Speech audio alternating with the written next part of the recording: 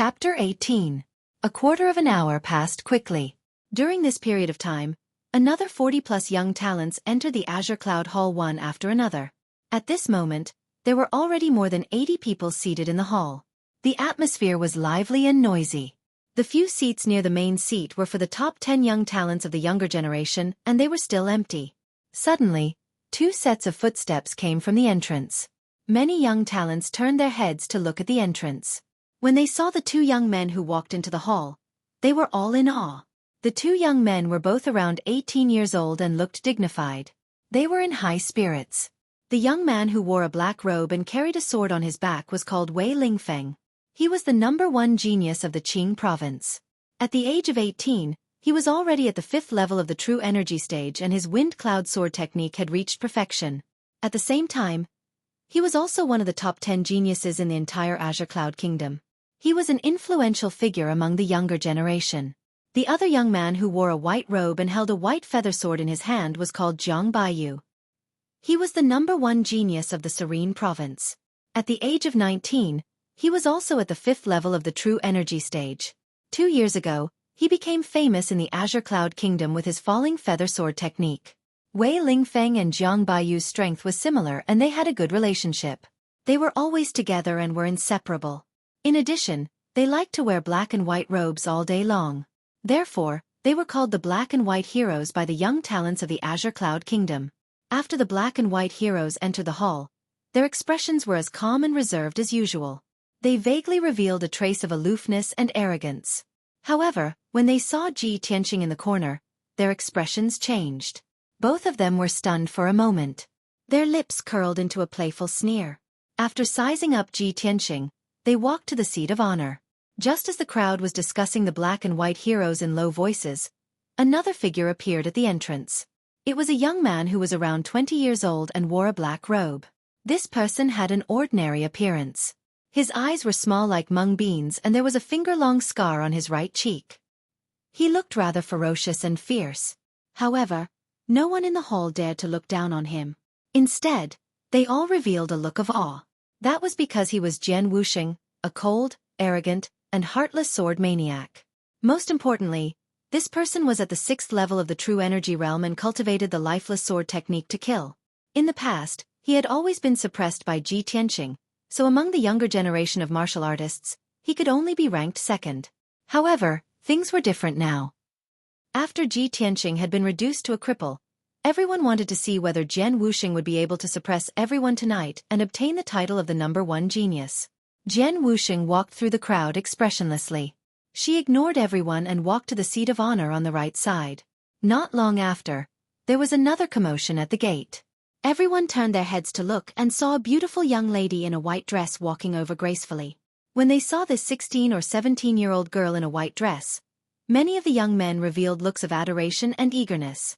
Everyone was attracted to the girl in the white dress, and they began to quietly discuss her. Ling Yunfei. Miss Ling is here. Wah! Miss Ling is still as beautiful as ever. Miss Ling is not only a martial arts genius, but also a medical genius. She is also so beautiful.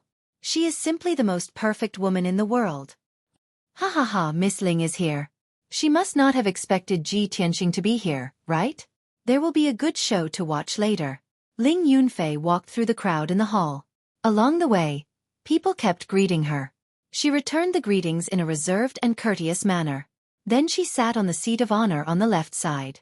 From the moment she entered the hall to the moment she sat down, she did not look at the corner at all. It seemed that she did not notice Ji Tianqing at all. The seats in the hall were finally full. All the young talents who had been invited had arrived. At this time, a handsome, thin and handsome young man in a brocade robe walked down from the 2nd floor. His face was handsome and fair, and his words and actions were quite noble. However, his temperament was slightly feminine. When he walked into the hall and stood on the seat of honor, everyone in the hall stood up and saluted him. Greetings, young master. Greetings, King Luo Yan. Clearly, this handsome young man in a brocade robe was the owner of the Spirit Fire Palace and the host of the Dragon's Gate banquet. King Luo Yan. Ji Ling raised his hand to indicate that everyone was at ease. His gentle gaze swept across the hall.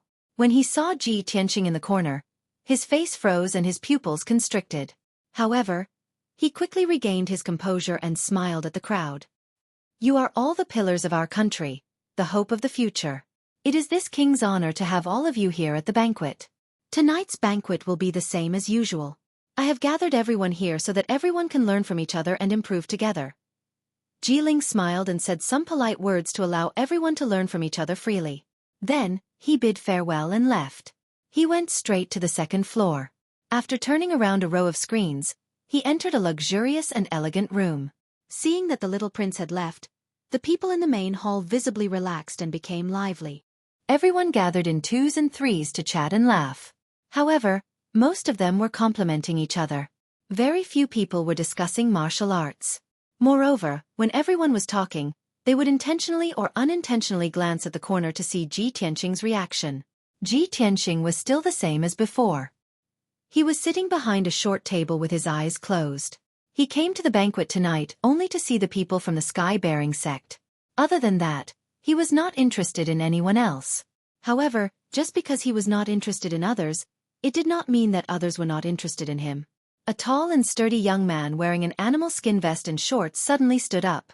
The corners of his mouth curled into a malicious sneer as he walked straight towards Ji Tian.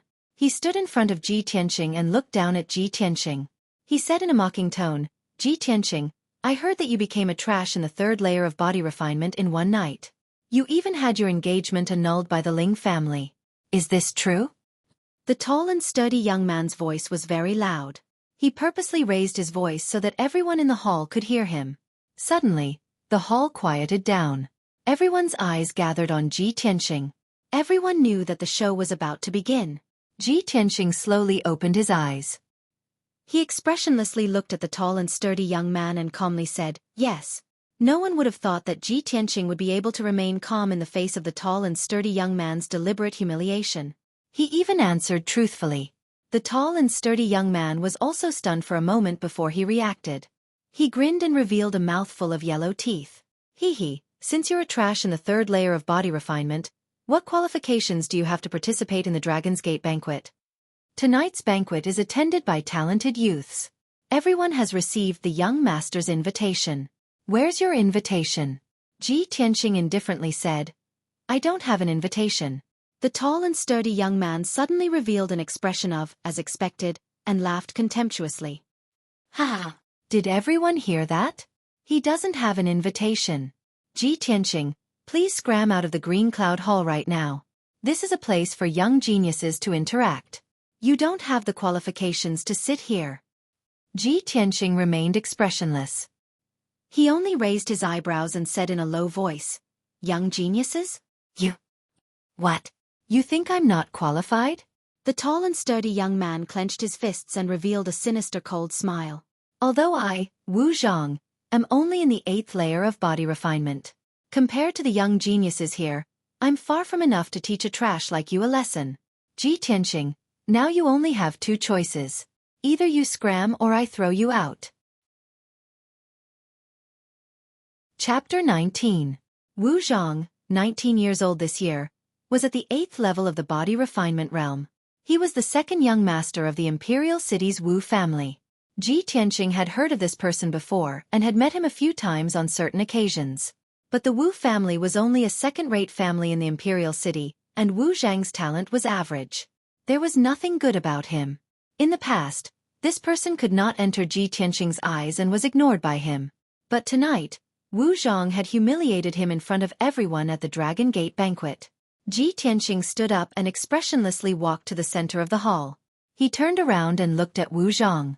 He did not say anything, but everyone knew that he had accepted the challenge. The empty space in the center of the hall was originally reserved for young geniuses to spar. Nearly 100 young geniuses immediately revealed excited smiles. They looked at Ji Tianqing with schadenfreude and laughed as they discussed. Everyone was waiting for him to make a fool of himself. They wanted to see him beaten down by Wu Zhang and then thrown out of the Green Cloud Hall. That scene would definitely be exciting. Ji Tianqing did not join in the discussion, but he also did not have any intention of standing up for Ji Tianqing. He only lowered his head and drank silently. No one saw that the corner of his mouth had curled up. Under the jeering of the crowd, Wu Zhang charged at Ji Tianqing with a cold smile. Trash, lie down for me. When he was 5 steps away from Ji Tianqing, he suddenly roared and raised his fists to smash at Ji Tianqing's head. Wu Zhang was originally tall and sturdy, and this attack contained all his strength. His fists contained a powerful force that broke through the air. He had absolute confidence that he could knock down Ji Tianqing in one move. However, Ji Tianqing remained unmoved. He looked at him expressionlessly, without the slightest trace of fear or seriousness. Only when Wu Zhang's fists were 3 inches away from Ji Tianqing did Ji Tianqing counterattack with lightning speed. His hands were still holding the Blood Dragon sword. He took half a step back and dodged Wu Zhang's fists. Just as Wu Zhang brushed past him, he suddenly lifted his right leg and ruthlessly kicked Wu Zhang's waist. Boom! With a muffled thud, Wu Zhang was sent flying by Ji Tianqing's kick, drawing an arc in the air before landing heavily on the ground 20 feet away.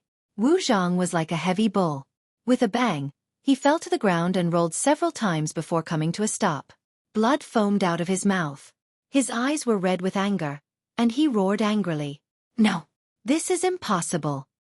Ji Tianqing, you piece of trash! How can you possibly be a match for me?"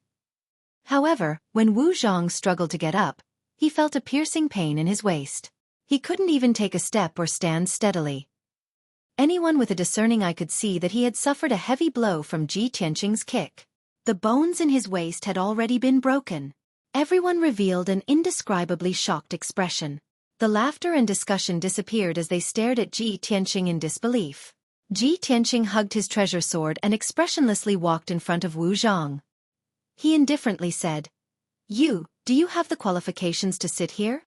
The words that Wu Zhang had humiliated him in front of everyone were now returned to him. Wu Zhang was so angry that he spat out blood. His entire face was twisted. Humiliation. Enormous humiliation. Was there anything more ironic and humiliating than this in this world? Wu Zhang was so ashamed that he couldn't say a single word. His eyes rolled back and he fell to the ground, unconscious. Very quickly, guards rushed in and carried the unconscious Wu Zhang away. Ji Tianqing returned to his seat and sat down. The hall fell into silence.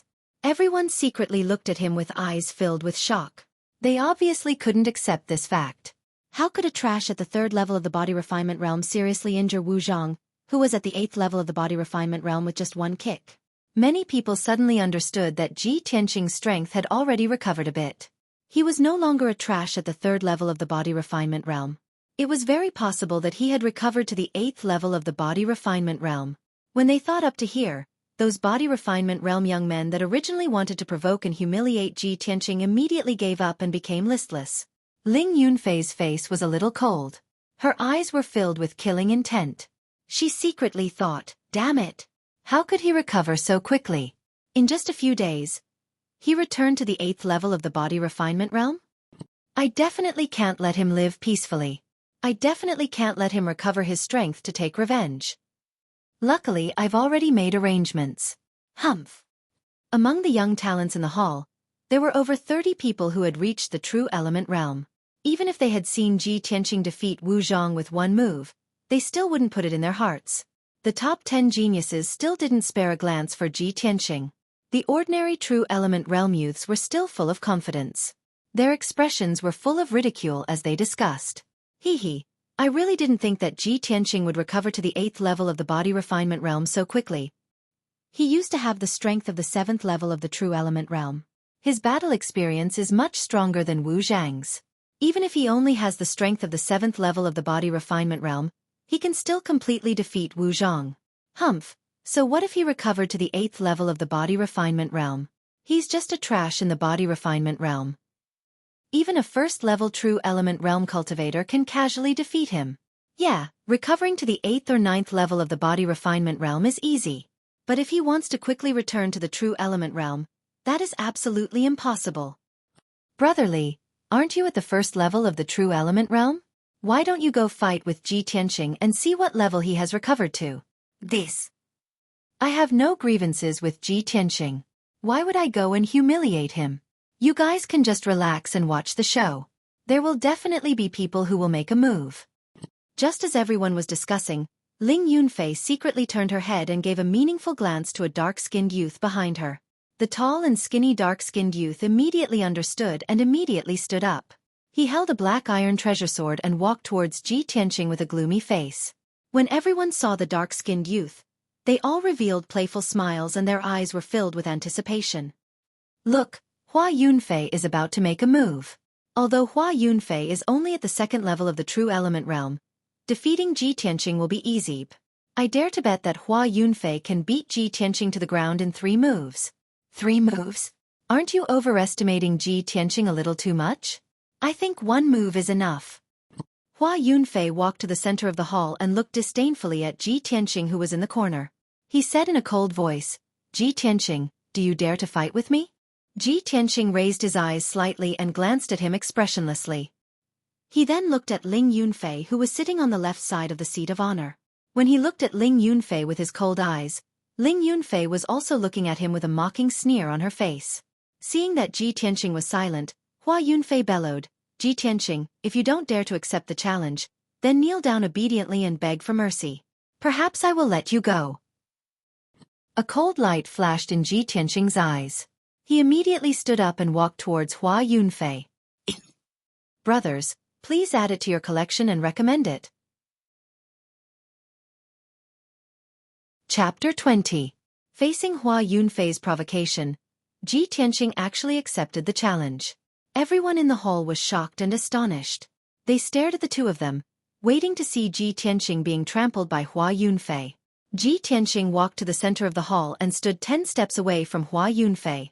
His right hand tightly gripped the unsheathed blood dragon sword. Hua Yunfei also pulled out his black iron sword. His body emitted a cold, murderous aura. With a low roar, he stabbed his sword at Ji Tianqing. "Ji Tianqing, watch this." The black iron sword emitted a sharp sword aura. With a sharp sound, it pierced through the air and arrived in front of Ji Tianqing. Ji Tianqing did not hesitate to counterattack with his sword. Holding the crimson blood dragon sword, he began to fight with Hua Yunfei in close combat. He did not use the 12 sword auras in his body. He only used his strength at the 9th layer of body refinement to display his most proficient 10 mysterious sword art. The 2 swords collided and suddenly there was a ding-ding-dang-dang sound that echoed throughout the hall. In the blink of an eye, Ji Tianqing and Hua Yunfei had exchanged 3 moves. The two of them moved with exquisite footwork, their figures flashing and shifting in the hall, like a falcon swooping down like a rabbit. The 2 swords flew up and down like dragons coming out of the sea. They were like white cranes spreading their wings, constantly releasing a dazzling cold light. Many of the young geniuses in the hall were dumbfounded. Their faces revealed complex and strange expressions. No one would have thought that Ji Tianqing would be able to tie with Hua Yunfei at the 2nd layer of the true element realm. It was hard to determine the victor. Some people began to whisper in low voices. 3 moves have passed. Why hasn't Ji Tianqing been defeated yet? Impossible. Even if he has the strength of the 9th layer of body refinement, it is impossible for him to tie with Hua Yunfei. Could it be that Ji Tianqing's strength has returned to the true element realm? Most people did not understand and their hearts were filled with doubt and shock. However, the geniuses ranked in the top 10 realized what was going on. Their expressions relaxed a lot as smiles appeared on their faces. The black and white heroes looked at the battle between Ji Tianqing and Hua Yunfei with arrogant expressions and commented on it with arrogance. Ji Tianqing is not cultivating true essence. He has not recovered to the true element boundary. At most he is at the 9th body refinement layer. The reason why he was able to tie with Hua Yunfei was because Hua Yunfei had yet to use his full strength. The young geniuses came to a sudden realization after hearing the explanation of the black and white heroes. As expected, Hua Yunfei was unable to gain the upper hand after a few moves. He was instantly enraged and unleashed his full strength. His face was as gloomy as ice, and his entire body was emitting a terrifying chill. A dark blue true essence light was surging in his palm, and the blade of the black iron sword was also covered with a layer of blue light. He pushed his true essence to the limit, causing the power of his sword technique to become even more berserk and his speed to double. Dang dang dang. After the black iron sword and the blood dragon sword clashed 3 times, Ji Tianqing was knocked back and staggered back several steps. Seeing this scene, the young geniuses in the hall all cheered and applauded for Hua Yunfei. Hua Yunfei seemed to have received a great boost of morale. His expression became even more ferocious and his aura became even more terrifying. He did not give Ji Tianqing any time to catch his breath. He immediately charged forward and wildly attacked with his sword. Ji Tianxing was suddenly covered in dark blue sword shadows. Each sword shadow was aimed at his forehead, throat, chest, and other vital points. His situation was very dangerous. If he was not careful, his blood would be spilled. But he was still calm and unhurried. He calmly waved the blood dragon sword and blocked Hua Yunfei's fierce attacks. Relying on the incomparably exquisite 10 profound sword art, he blocked Hua Yunfei's killing moves again and again. However, Hua Yunfei's true essence became more and more berserk, and his attacks became more and more ferocious. Ji Tianxing could not withstand Hua Yunfei's fierce attacks with just his physical strength and the 10 profound sword art. He could only continuously retreat and dodge. The 12 streaks of sword qi in his body began to stir and were ready to be unleashed. But he resisted the thought of using the sword qi and stubbornly held on. He did not want to expose his true strength and his greatest secret in front of everyone and Ling Yunfei. But the people in the hall became more and more excited. They cheered with high spirits. Every time Hua Yunfei's sword was about to hit Ji Tianxing's vital points, everyone would exclaim and show an expectant expression. Hua Yunfei became more and more furious. He felt ashamed and angry that he could not defeat Ji Tianxing. Finally, his patience ran out, and he unleashed his ultimate sword technique without a care in the world. Ji Tianxing die! With a murderous roar, he instantly stabbed 9 streaks of sword shadows toward Ji Tianxing, covering all the vital points on Ji Tianxing's body. Ji Tianxing did not dare to take this sword technique head-on, nor could he fight Hua Yunfei head-on. He could only retreat and dodge. However, he was too slow and was stabbed in his left calf by one of the streaks of sword shadows. A wound immediately appeared on his left calf. Blood gushed out and dripped onto the marble floor. Under the light, it glowed with a dark red color. It was a ghastly sight. Ji Tianxing's body stiffened, and his retreating speed slowed down. Hua Yunfei was overjoyed. He immediately chased after him and stabbed out 9 streaks of sword shadows. Go to hell! This time, the 9 streaks of sword shadow surrounded Ji Tianxing's vital points, making it impossible for him to dodge. He was about to be stabbed by the sword light and die under Hua Yunfei's sword. At this critical moment, Ji Tianxing's eyes flashed with a cold murderous intent. He made a decision without hesitation. He was going to use the sword qi in his body. Not only did he have to block Hua Yunfei's ultimate attack, but he also had to kill him. Even if he had to expose his strength and trump card in front of everyone, he could not care less. However, just as he was about to activate his sword qi, a dazzling golden sword qi suddenly flew down from the 2nd floor of the hall and arrived in front of Hua Yunfei in an instant. It was a huge sword light that was more than 2 meters long and as wide as a palm. It contained a terrifying power and instantly destroyed Hua Yunfei's 9 streaks of sword shadows. Bang! With a muffled sound, the 9 streaks of sword shadows collapsed at the same time and dissipated immediately. The huge sword light stabbed into the ground and left a huge crack in the marble floor before disappearing. Hua Yunfei was also sent flying by the terrifying power. He spat out blood and fell 30 feet away. This sudden scene left everyone dumbstruck. They were completely dumbfounded. Even Ji Tianxing did not expect that an expert would save him at this critical moment. He subconsciously raised his head and looked at the 2nd floor of the main hall. His gaze landed on a room that was blocked by a screen. At the same time, a clear and melodious female voice came from the room. It's just a friendly exchange of pointers. Why do you have to kill me? Hearing this familiar and pleasant voice, Ji Tianxing's body trembled and a smile flashed across his eyes. He knew that she had made a move. Chapter 21. It wasn't until the woman finished speaking that everyone in the hall came back to their senses. Everyone raised their heads and looked at the room on the 2nd floor with deep reverence. Everyone could see that the person who could use a sword ray to stop Hua Yunfei and create a crack in the ground was definitely a great expert. The woman's voice sounded very young, as if she was only 17 or 18 years old. Some of the smarter youths immediately guessed that the woman must be a genius disciple of the Sky Pillar sect. Previously, everyone was very puzzled. Didn't the little prince say that the people from the Sky Pillar sect would come tonight? Why hadn't they appeared yet? At this moment, everyone finally came to a realization. It turned out that the people from the Sky Pillar sect had arrived long ago, but they disdained to sit in the hall with them. The entire hall quietened down to the point that one could hear a pin drop. Everyone looked at the 2nd floor with reverence and didn't dare to make any noise.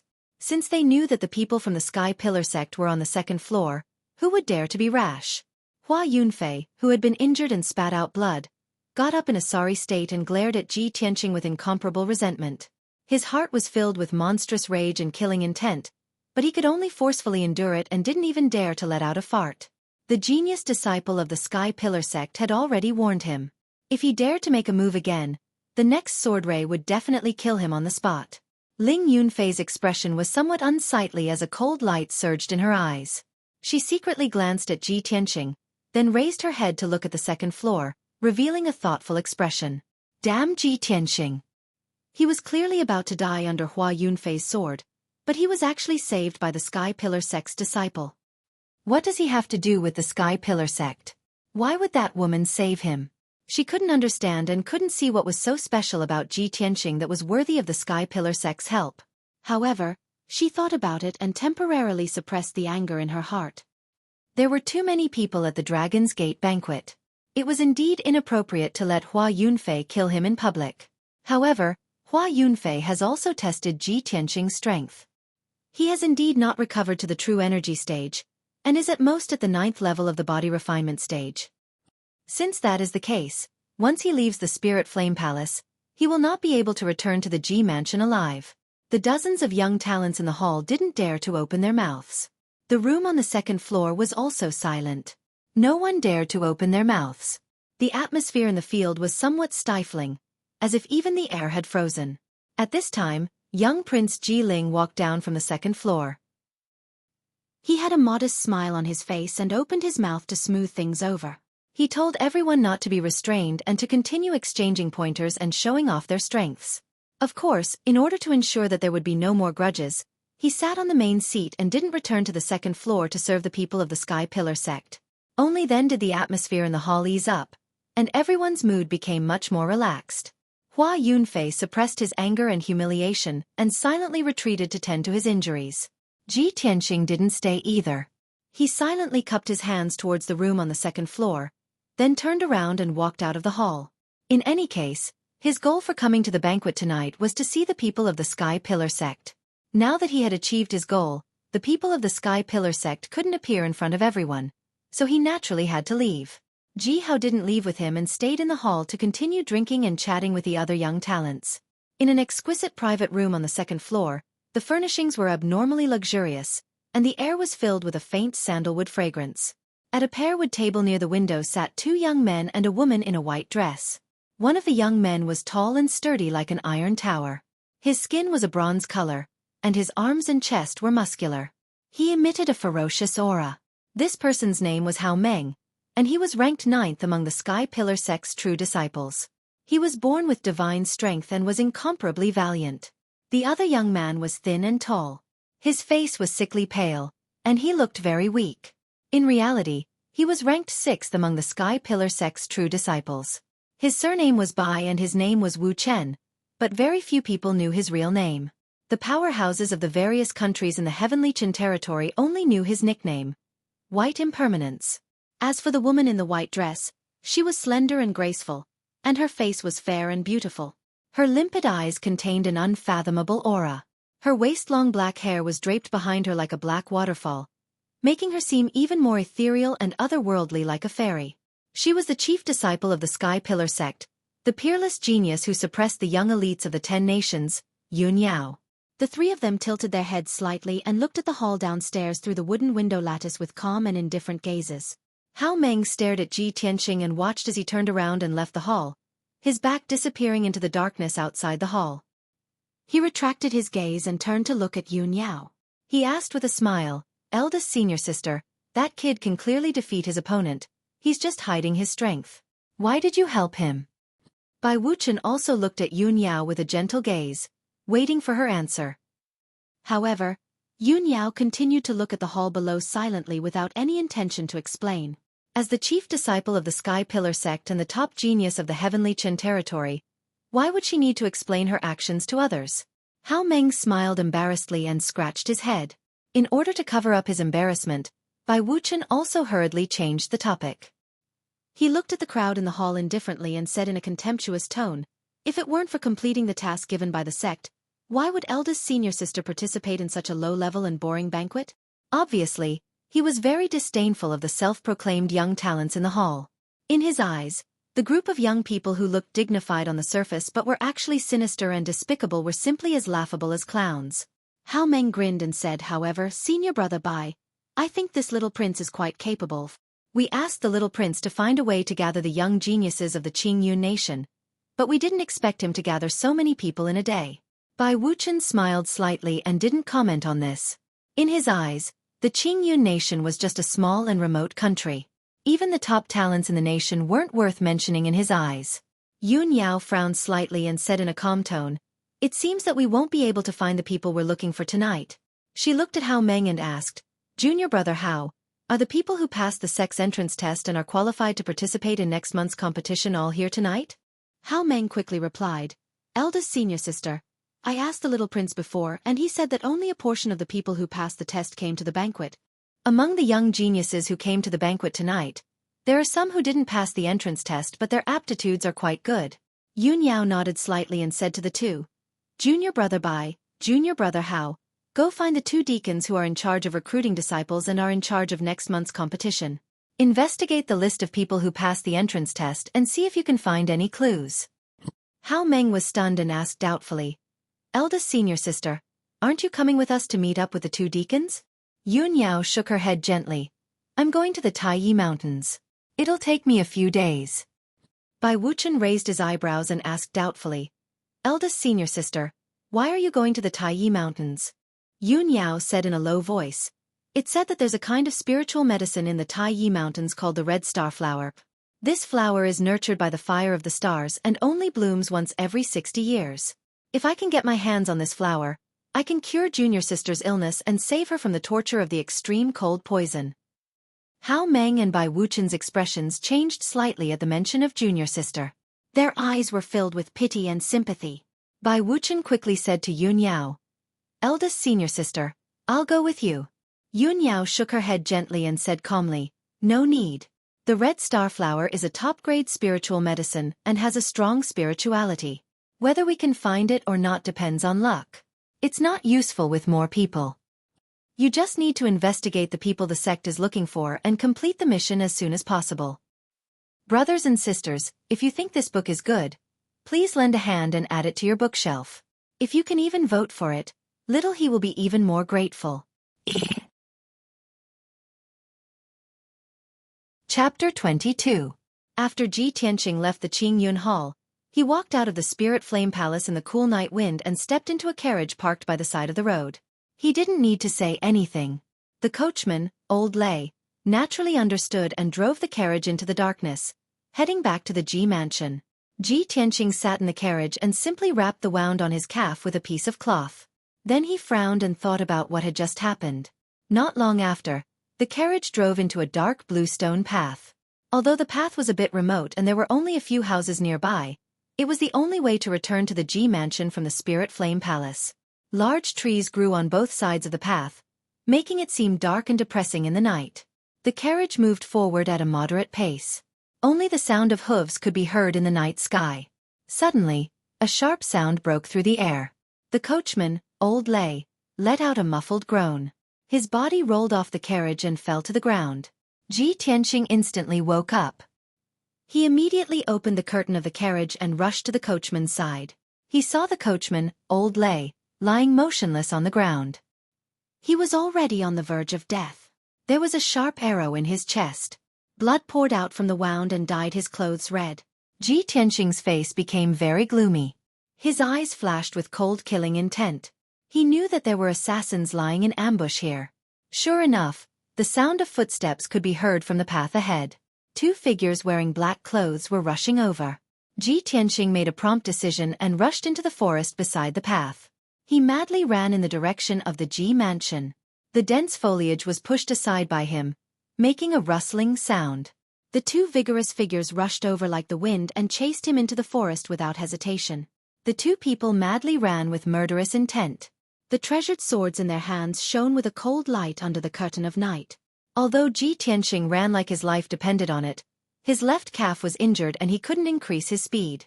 After a few short breaths, the two vigorous figures caught up to him. With a low shout, they launched an attack. Whoosh! Whoosh! The two swords were raised high up in the air, almost simultaneously chopping towards Ji Tianqing's head. The branches and leaves between the two assassins and Ji Tianqing were instantly torn into pieces by the sharp sword qi and scattered in all directions. At the critical moment, Ji Tianqing could only stop in his tracks. He held the blood dragon sword with both hands and turned around to swing it horizontally to block the other party's assassination. Clang! Clang! The three swords clashed fiercely, producing a crisp metallic sound. A powerful impact came from the blood dragon sword, making Ji Tianqing's arms numb. He couldn't help but take a few steps back. He instantly determined that the other party was a true element realm martial artist. Sure enough, when he took a closer look, he discovered that the two assassin swords were shrouded in a faint layer of true essence. Judging from the red and yellow true essence radiance, the other party should be at the first or second stage of the true essence realm. You want to assassinate me with only the strength of the first or second stage of the true energy realm? However, I can't be sure how many assassins there are. I have to be careful. Ji Tianqing sneered in his heart, his eyes surging with dense killing intent. He pretended that he was no match for them and continued to flee in a hurry. The two masked assassins in black were indeed fooled. They rushed forward without any regard for their own safety and stabbed their swords at his back with all their might. Perhaps they were too confident, or perhaps they were too eager to kill Ji Tianqing and leave this place as soon as possible to avoid exposing their identities. Both of them had used their ultimate moves to assassinate Ji Tianqing, but they had neglected their own defenses, leaving them wide open and revealing many flaws.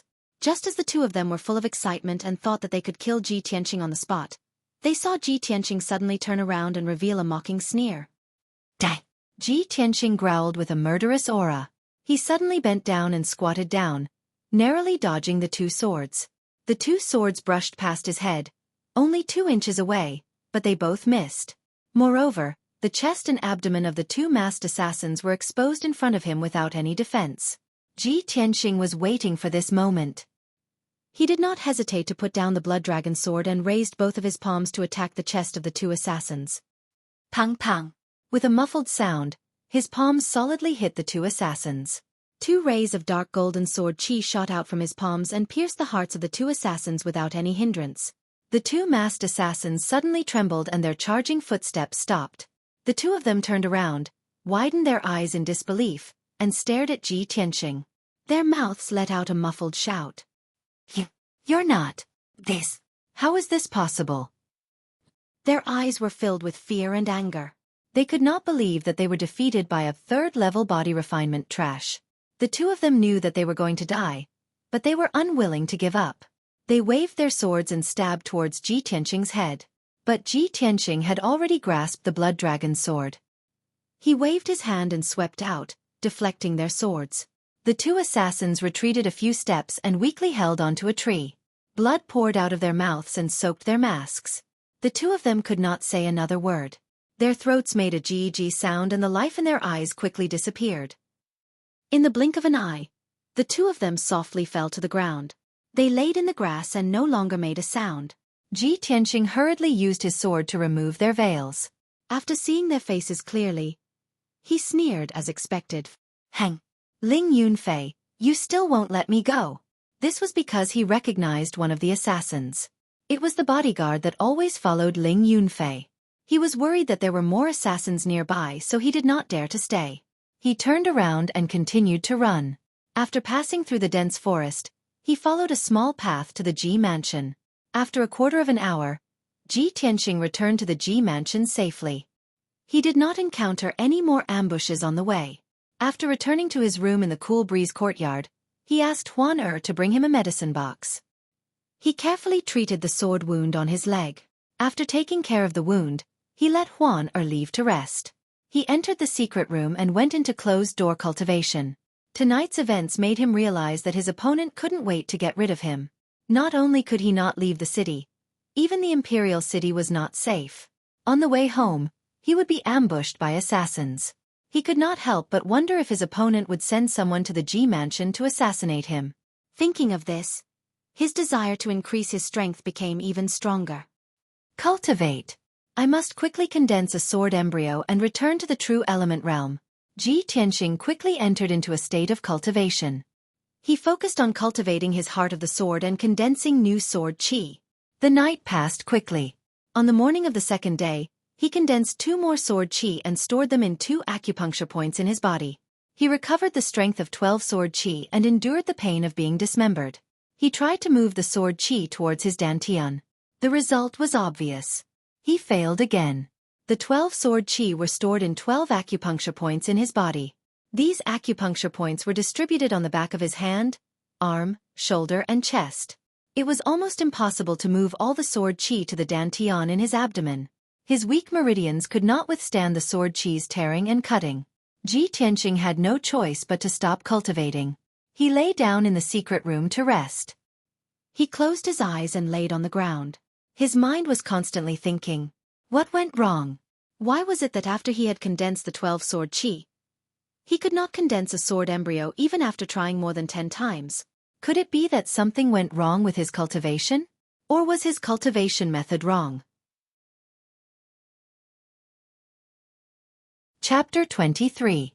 Ji Tianqing's heart was filled with doubts and apprehension. The path of the heart of the sword that he cultivated was a strange and unheard of cultivation path. Now that he was unable to condense the sword embryo and was stuck in a bottleneck, he would not be able to break through in a short period of time. Moreover, he did not have the cultivation experience of others or his ancestors to learn from. He could only rely on his own comprehension and exploration. This unique path of the heart of the sword was destined to be a bumpy and extremely difficult cultivation path. Ji Tianqing thought for a long time without any clue, so he thought of Kenshin's tomb. He decided to enter Kenshin's tomb again to observe the tombstones, hoping to find the crux of the problem. He held his breath and concentrated his mind, gathering his consciousness in the black hole in his dantian. This method worked, and his consciousness was quickly swallowed by the black hole.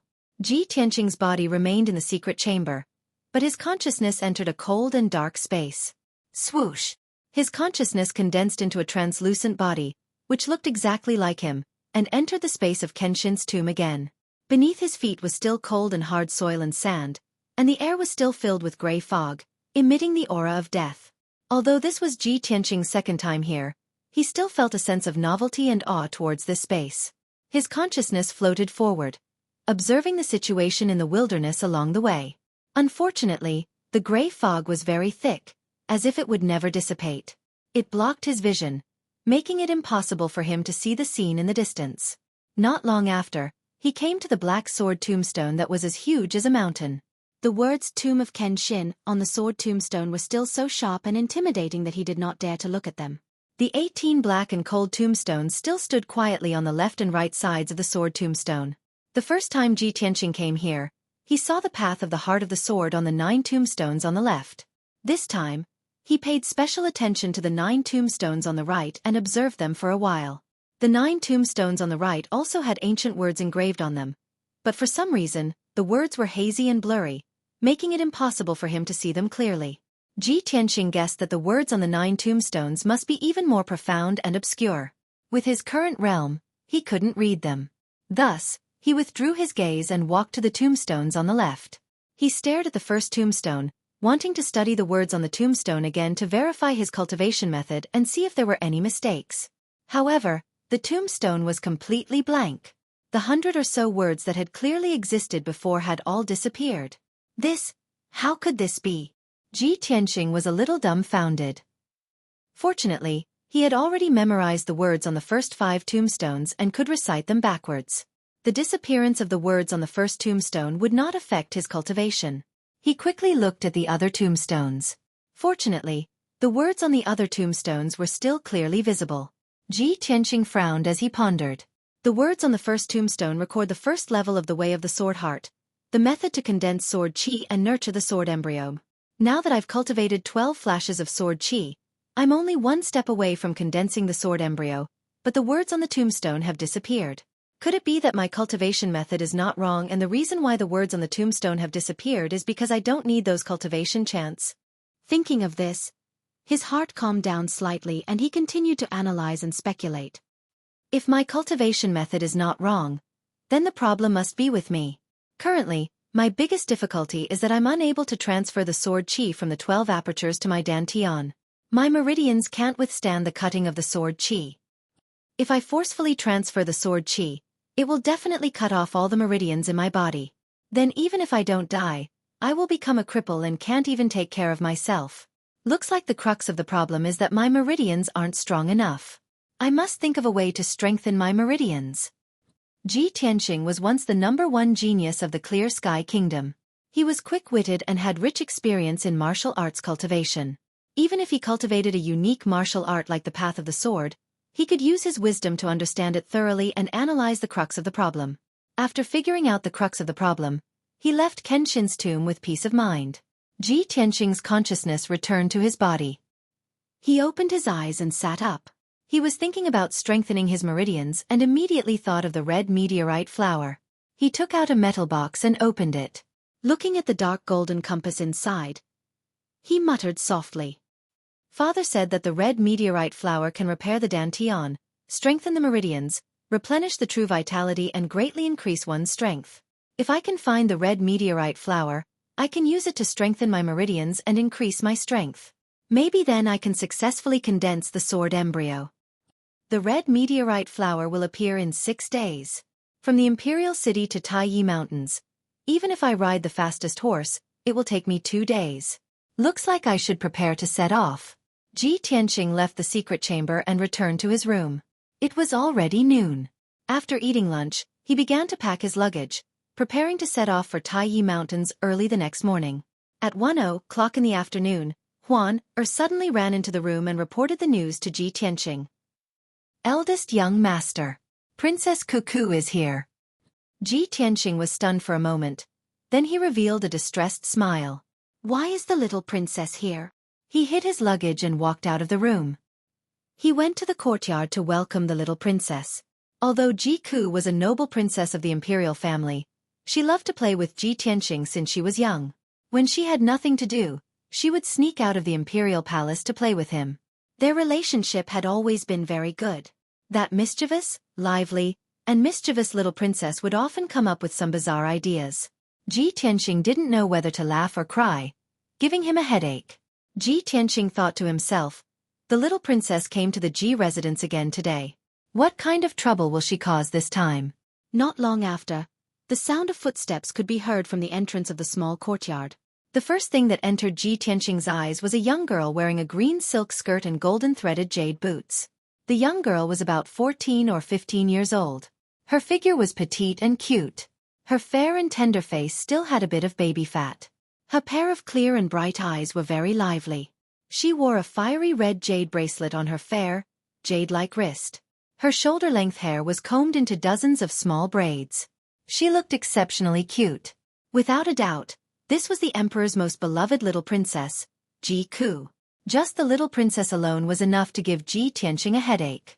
However, he didn't expect that there would be more than 10 people following behind the little princess.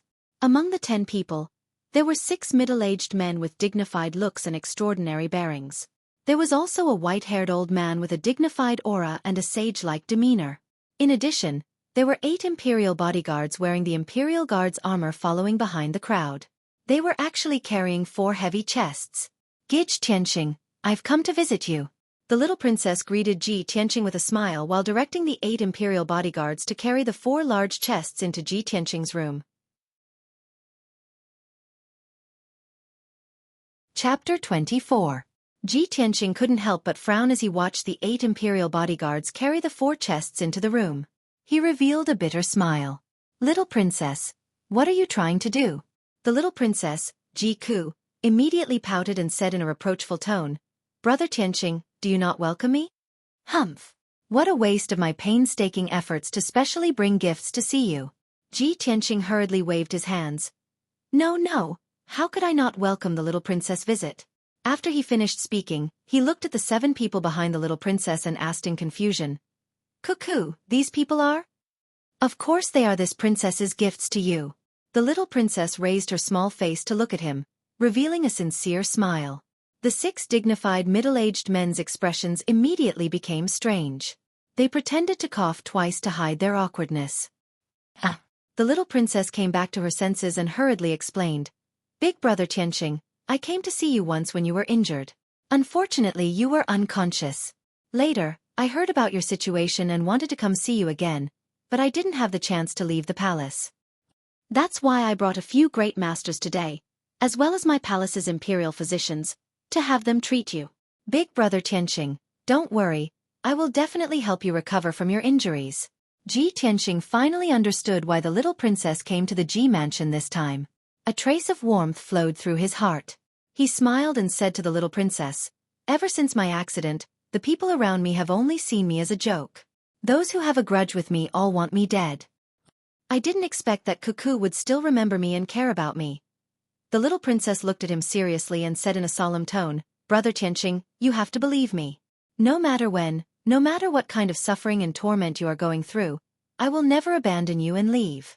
I will always remember you, always care for and support you." Although in Ji Tianqing's eyes, the little princess was still a naughty little girl who hadn't grown up yet. But he could clearly see that the little princess's eyes were filled with sincerity and determination. There was also a trace of emotion hidden within. How could he not understand why the little princess loved to pester him and often sneak out of the palace to play with him? It was because she had feelings for him. However, he had an engagement with Ling Yunfei before, and he had wholeheartedly protected Ling Yunfei, so the little princess hid her feelings very deeply. Thinking of this, he couldn't help but reveal a smile and nodded. "Ku, thank you." The little princess smiled sweetly and naturally held his arm as they walked into the room. "Brother Tianqing, I heard that Ling Yunfei came to the Ji mansion to cancel the engagement. In my opinion, it's good that this engagement is cancelled. Big brother Tianqing, don't take it to heart.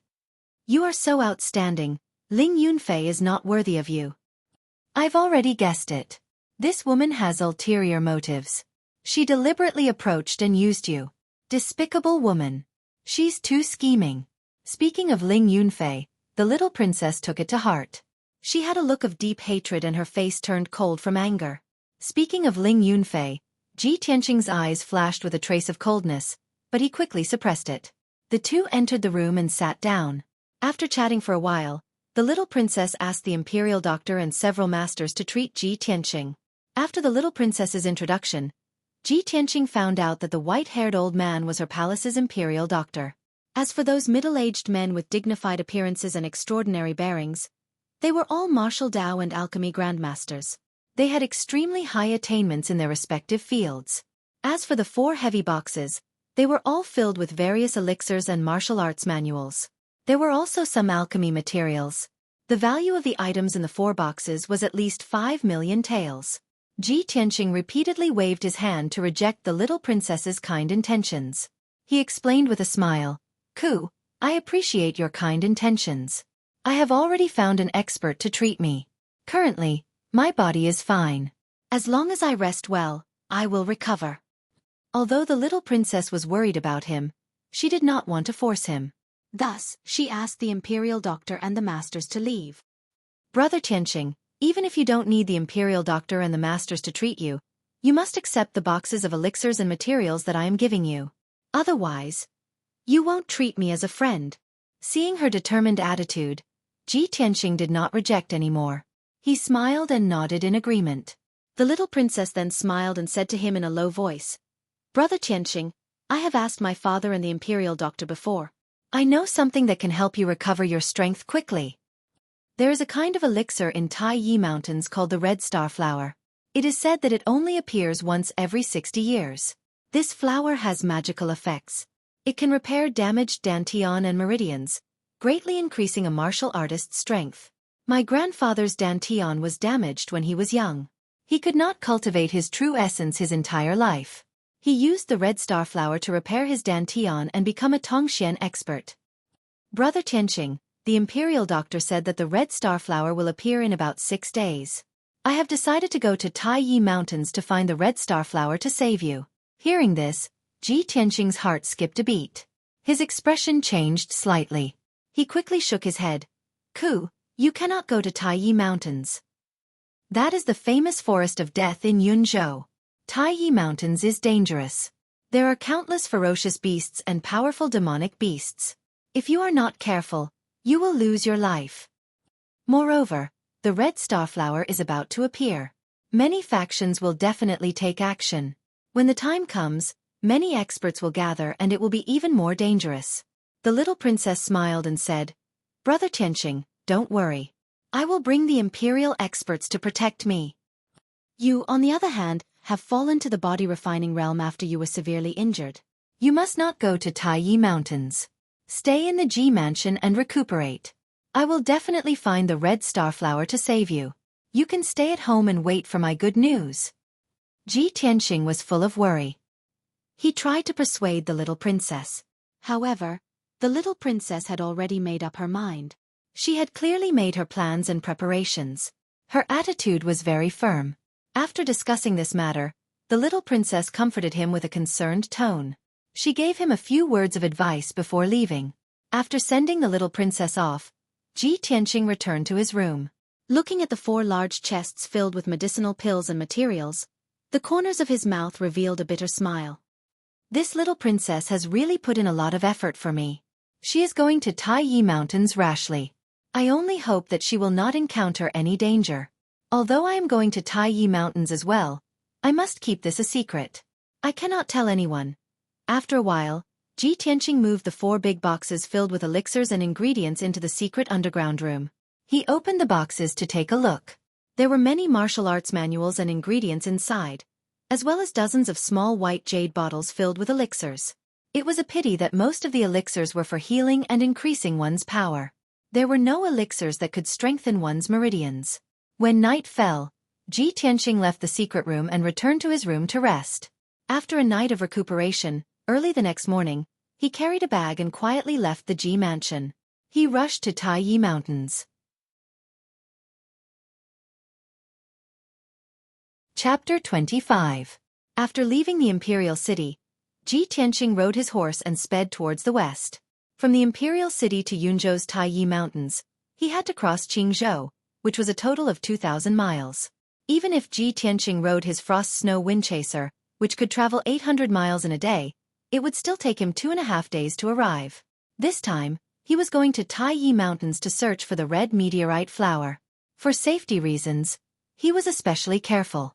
Other than his father, Ji Chongkong, and himself, there was no third person who knew about it. To hide his identity, Ji Tianxing wore a black iron mask and a large black cloak. He sped along the official road to Yunzhou and met many caravans along the way. However, most people would give him a few more glances out of curiosity.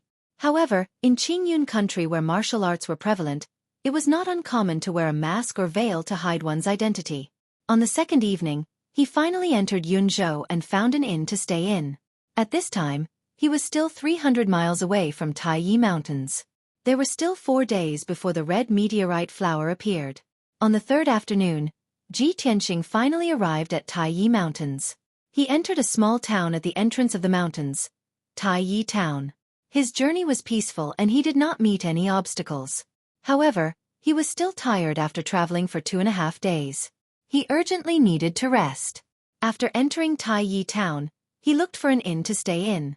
However, the town was located in a remote area. It was small and old. There were only 2 streets in the town and there were more than 200 families living there. The streets were narrow and crowded. Ji Tianxing searched the entire town and only saw one inn. This Lai Fu Inn was built with red bricks and green tiles. It was one of the largest buildings in the town. After all, the inn had a 3-story building and a spacious courtyard. Usually, there were not many people in the town. There were only a few vendors and shops. The inn's entrance was even more deserted. However, when Ji Tianxing walked to the entrance of the Lai Fu Inn, he saw 3 tables of people eating and drinking in a boorish manner. Those people were travel-worn like him, and all of them carried swords and sabers. Their movements revealed a faint murderous aura. Obviously, they were all martial artists who had traveled the Jianghu. Ji Tianxing pondered for a moment and guessed the purpose of these cultivators. They were most likely here for the red starflower in the Taiyi mountain range. At this time, a servant in green with a cloth towel draped over his shoulders ran out of the hall and asked him with a smile if he wanted to stay in the inn. Ji Tianxing asked for one of the best rooms, then walked into the hall without making a sound. The manservant shouted towards the main hall, then led the frost and snow-chasing wind horse into the backyard from the side to feed the horse. As soon as Ji Tianxing entered the hall, the warriors who were eating and drinking at the tables all cast scrutinizing gazes at him. He was wearing a mask and a black cloak, so no one could see through him. Those martial artists quickly withdrew their gazes and continued to eat and drink with their heads lowered. The hall was very quiet, and the atmosphere seemed to be somewhat oppressive. Ji Tianxing took out 20 taels of silver and gave it to the innkeeper. He asked the innkeeper to prepare a few dishes before he went upstairs. The second and third floors of the inn were the rooms for accommodation. The best room he asked for was on the third floor, close to the left wall of the backyard. There was a large pagoda tree that was more than 20 feet tall near the window. Ji Tianxing took off his mask and began to eat after the manservant delivered the food. After eating, he took a hot bath and sat on the bed to rest. He silently thought about his next plan. There are still 3 days before the red starflower appears. It's not suitable to enter the Taiyi mountain range today or tomorrow. The red starflower hasn't bloomed yet. It's too early to find it. It's even more dangerous. After thinking for a while, he decided to rest in the Laifu Inn for 2 days. He would enter the mountain the day before the red starflower bloomed. Unknowingly, a few hours had passed. Soon night fell. During this time, a few more groups of people entered the Laifu Inn, making the inn more and more lively. Ji Tianxing stayed in the room and didn't show his face. He even asked the manservant to deliver the food to his room. By the evening of the second day, the rooms in the inn were almost full. The martial artists coming and going were talking and laughing loudly. They were shouting and yelling, causing the hall and backyard to be filled with a hubbub of voices. It was very noisy. Ji Tianxing stayed in the room for too long and felt a little stuffy. He went downstairs for a walk. He was still wearing his black cloak and mask. When he walked into the backyard, he saw a few tables in the courtyard. Beside each table sat 2 or 3 martial artists with powerful auras. They were all holding swords and sabers in their hands and were shouting loudly. The Bloodblade Hunter team is recruiting members. Our Bloodblade Hunter team has been hunting demonic beasts in various big mountain ranges all year round. We have rich experience in exploring. The Assassin team is recruiting members. Anyone who has reached the true element realm can join this team. We will explore the Taiyi mountain range together and search for the red starflower. Brave warriors, come to our brave team. We are the famous adventurer team in the Cloud region. Ji Tianxing glanced at the martial artists in the adventurer team. He couldn't help but sneer. Humph, these people are really laughable. Everyone wants to take the treasures of heaven and earth for themselves. If people who don't know each other form a team, so what if they find the red starflower? Won't they still have to fight each other in the end? He had no interest in these adventurer teams.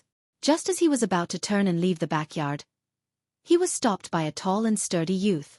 The tall and sturdy youth wore brown leather armor and held a treasured saber in his hand. He grinned and said, "Brother, join our brave team. If you act alone, I'm afraid you will die under the claws of demonic beasts before you find the red starflower.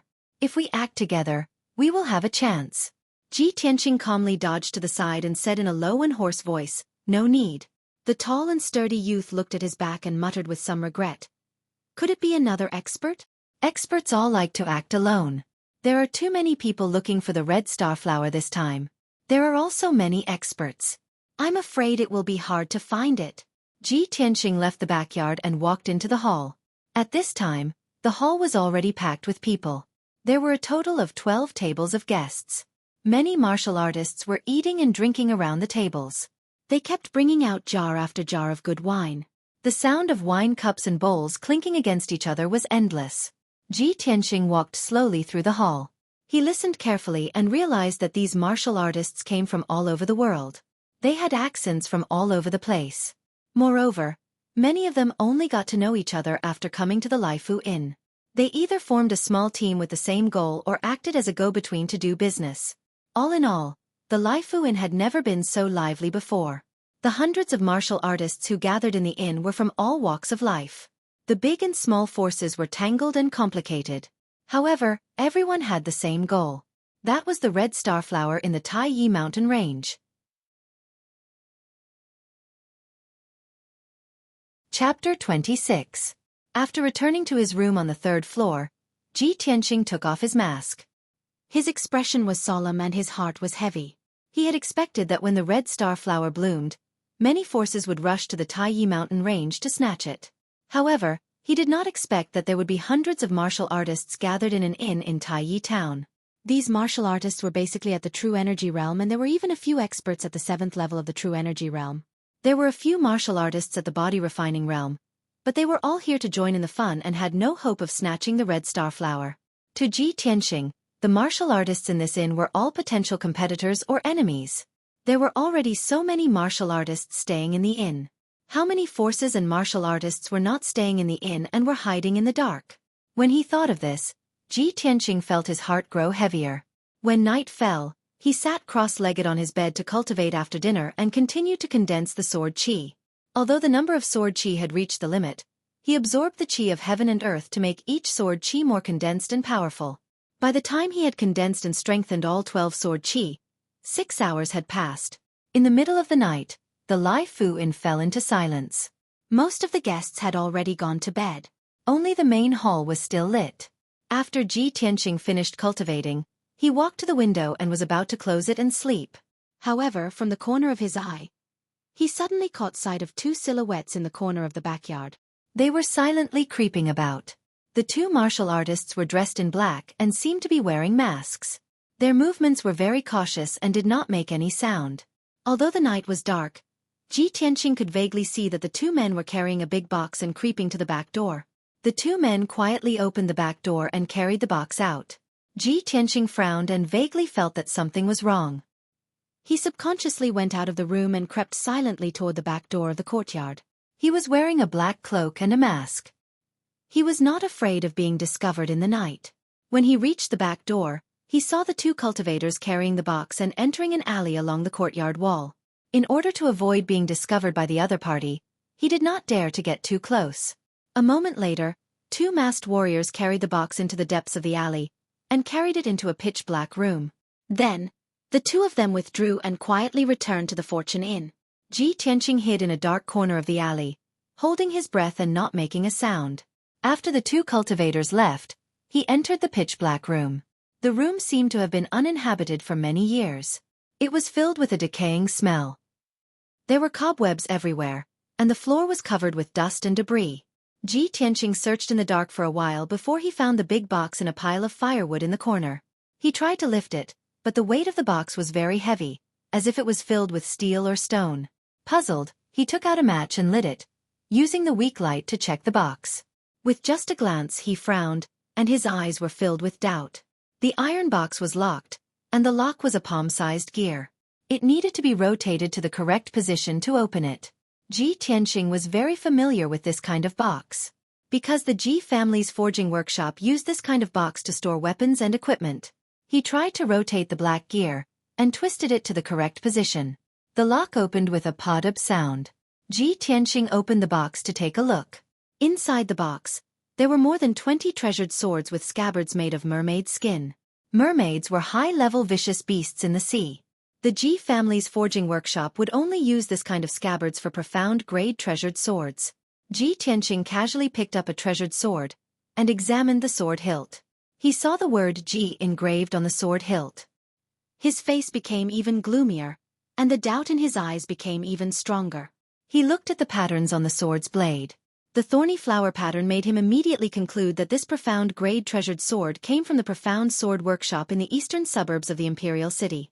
It really is a treasured sword forged by my Ji family. These 24 profound-grade treasured swords are worth more than 1,000,000 taels.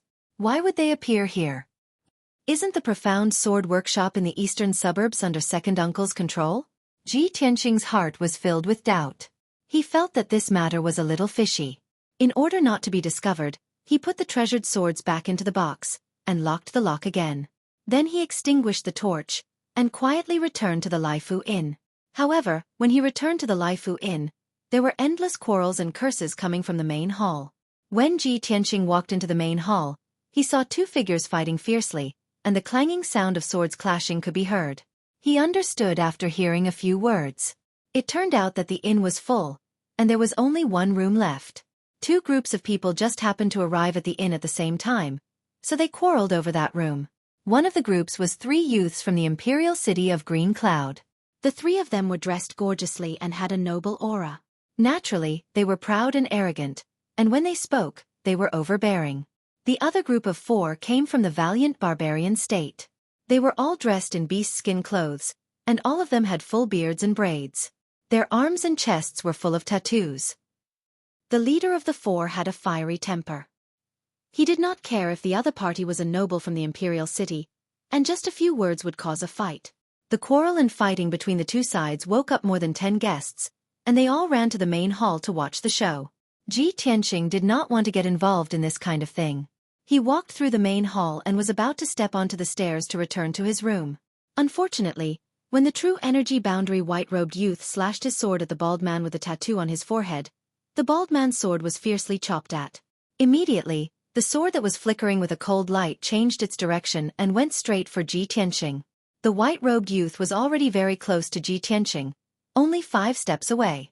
This sword came out of nowhere and was as fast as lightning.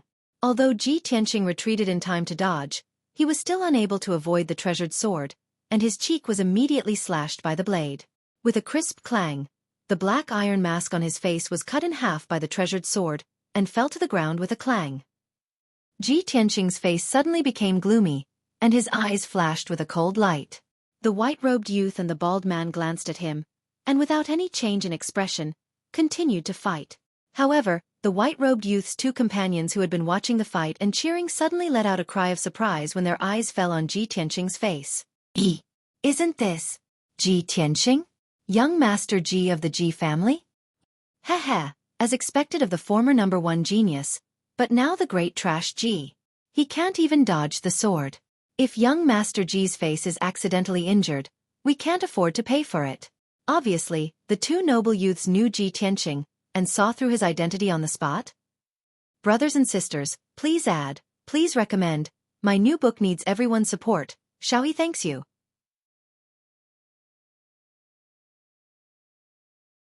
Chapter 27. The hall quietened down. Even the white-robed youth and the bald man stopped fighting at the same time. Everyone's eyes fell on Ji Tianqing, sizing him up with a playful look. Although most of the martial artists present had never seen Ji Tianqing before, they had never seen him before. But everyone had heard of his name. In the past 3 years, his title as the number 1 genius of the imperial city had spread throughout the Azure Sky Kingdom. Almost all the martial artists knew of him. 10 days ago, his strength had dropped and he became a trash at the 3rd level of the body refinement realm. He had become the biggest joke in the Azure Sky Kingdom. This incident had made his reputation even more resounding. Recently, he had been the topic of gossip and jokes among the common people. The dozens of martial artists in the hall who were watching the show all looked at him with ridicule and whispered to each other. Unfortunately, the blue-robed youth of the 2 aristocratic youths seemed to be afraid that others didn't know about Ji Tianqing's deeds and unscrupulously mocked him. Everyone look, this is the man of the hour in the Azure Sky Kingdom, Ji Tianqing. Not only did this guy become a trash at the 3rd level of the body refinement realm, he even had his marriage annulled by the eldest daughter of the Ling family. The funniest thing is that this guy doesn't even dare to let out a fart. What a coward. Saying this, he even gave Ji Tianqing a disdainful sneer. Young Master Ji, you secretly came to Tai Yi Town. Could it be that you want to snatch the red star flower and use it to recover your strength? Haha, you're really delusional and indulging in wild fantasies. Before the blue-robed youth could finish his words, everyone suddenly felt the temperature in the hall drop by a few degrees. Swish! Ji Tianqing's figure flashed and rushed in front of the blue-robed youth. With a clang, he pulled out the blood dragon sword and stabbed towards his chest. The blue-robed youth turned pale with fright and subconsciously retreated to dodge. He didn't expect that the 3rd level of the body refinement realm, Ji Tianqing, would dare to attack him. He had the strength of the 1st level of the true element realm. If not, he wouldn't dare to mock Ji Tianqing so unscrupulously. However, Ji Tianqing's sword was too fast. It was so fast that he couldn't dodge it at all. He was about to be stabbed in the chest by the blood dragon sword and die on the spot. He let out a terrified scream. Save me! The blood dragon sword suddenly changed from a stab to a slap and slapped on his face. The incomparably powerful force caused him to stagger, and he fell to the ground with a plop. He only felt dizzy, and his head was as heavy as paste. He struggled a few times but couldn't get up. A burning pain came from his cheek. He subconsciously reached out to touch his cheek, only to find that half of his face was swollen like a steamed bun, and blood was dripping from the corner of his mouth. At this moment, Ji Tianqing arrived in front of him and placed the blood dragon sword on his neck. Ji Tianqing looked down at him condescendingly. His entire body was filled with cold killing intent, and the corners of his mouth curled up into a disdainful sneer. If you say I'm trash, Then what are you? The blue-robed young man was so embarrassed that he wanted to die.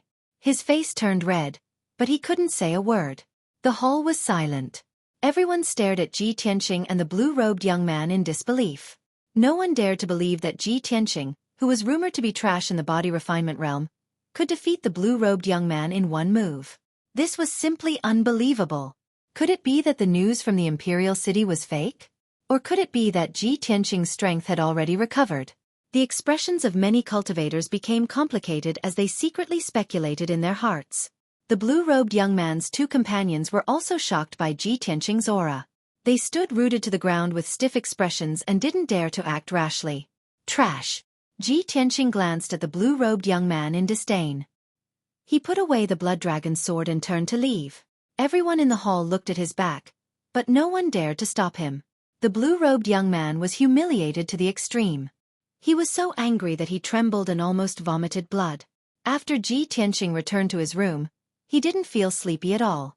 What happened in the hall was just a small interlude. He didn't take it to heart. He sat quietly by the window, secretly monitoring the dark backyard. 4 hours passed, but there was still no movement in the backyard. It was close to dawn. The darkness before dawn was the time when people were the most sleepy and relaxed. Ji Tianqing's mind was also a little tired. He thought to himself, will those people not appear tonight? At this moment, he suddenly saw the two black figures appear again. They were silently creeping towards the back door. He was immediately full of energy. He quietly crept into the backyard and followed the two black figures out of the back door. After a while, the two black figures entered the small alley and carried the big box out of the shabby room. The two clearly had good strength. They carried the big box and easily climbed over the high wall at the end of the alley. They silently rushed out of Tai Town. Ji Tianqing quickly followed them. He kept a distance of 30 meters from the two black figures. He quietly rushed towards the east of the town. The east of Tai Town was a low-lying mountain range. There was a large river at the foot of the mountain. It flowed towards the hanging cloud city. After a quarter of an hour, dawn arrived. A trace of white appeared on the horizon. The two black figures had already rushed out of Tai Town. They entered the mountain range on the east side of the town and rushed towards the depths of the mountain range. Ji Tianqing followed the two black figures into the mountain. He followed them for a distance of 10 miles. Then, he stopped in front of a shabby temple halfway up the mountain. The sun was rising from the east. A layer of thin fog still covered the mountain. The sound of birds chirping could be heard from the forest not far away. There were still sparkling dew on the wild grass and leaves. The shabby temple was silent. More than half of the mountain gate and walls had already collapsed. There were many spiderwebs hanging on the roof beams and eaves. Ji Tianqing watched the two black figures carry the big box into the shabby temple. Then, he quietly climbed up a big tree outside the courtyard wall. He used the cover of the dense foliage to hide in the treetops. He secretly monitored the situation in the temple. Not long after, 3 martial artists rushed from the foot of the mountain. They entered the shabby temple with vigilant expressions. The leader was a middle-aged man with a body as thin as a bamboo pole. His skin was dark and his cheeks were long and narrow like a horse's face. The 2 martial artists beside him were dressed in black. They seemed to be his attendants or bodyguards. After the 3 of them entered the shabby temple, the 2 black figures immediately came forward to greet them. The 2 sides whispered a few words. Then, the horse-faced man ordered his attendants to carry the big box and hurriedly left the shabby temple. Although Ji Tianqing could not hear the contents of their conversation, he could guess that they were making a deal. He frowned in confusion. He secretly speculated in his heart, they are making a deal with the Ji clan's weapons. Why are they being so secretive and secretive? Could it be that they have some ulterior motive? After a while, the horse-faced man and his 2 companions went down the mountain. The 2 black figures in the courtyard then prepared to leave. It seemed that they were in a good mood because the deal had been successfully completed. The 2 of them walked out of the shabby temple side by side with smiles on their faces. They were even whispering to each other. Ji Tianqing had been following them from afar. He could only see their backs. He had always felt that the tall and sturdy martial artist was somewhat familiar. Now, when he saw the appearance of the 2 black figures, his face suddenly became gloomy. It's actually him? Su Zifeng, second uncle's right-hand man?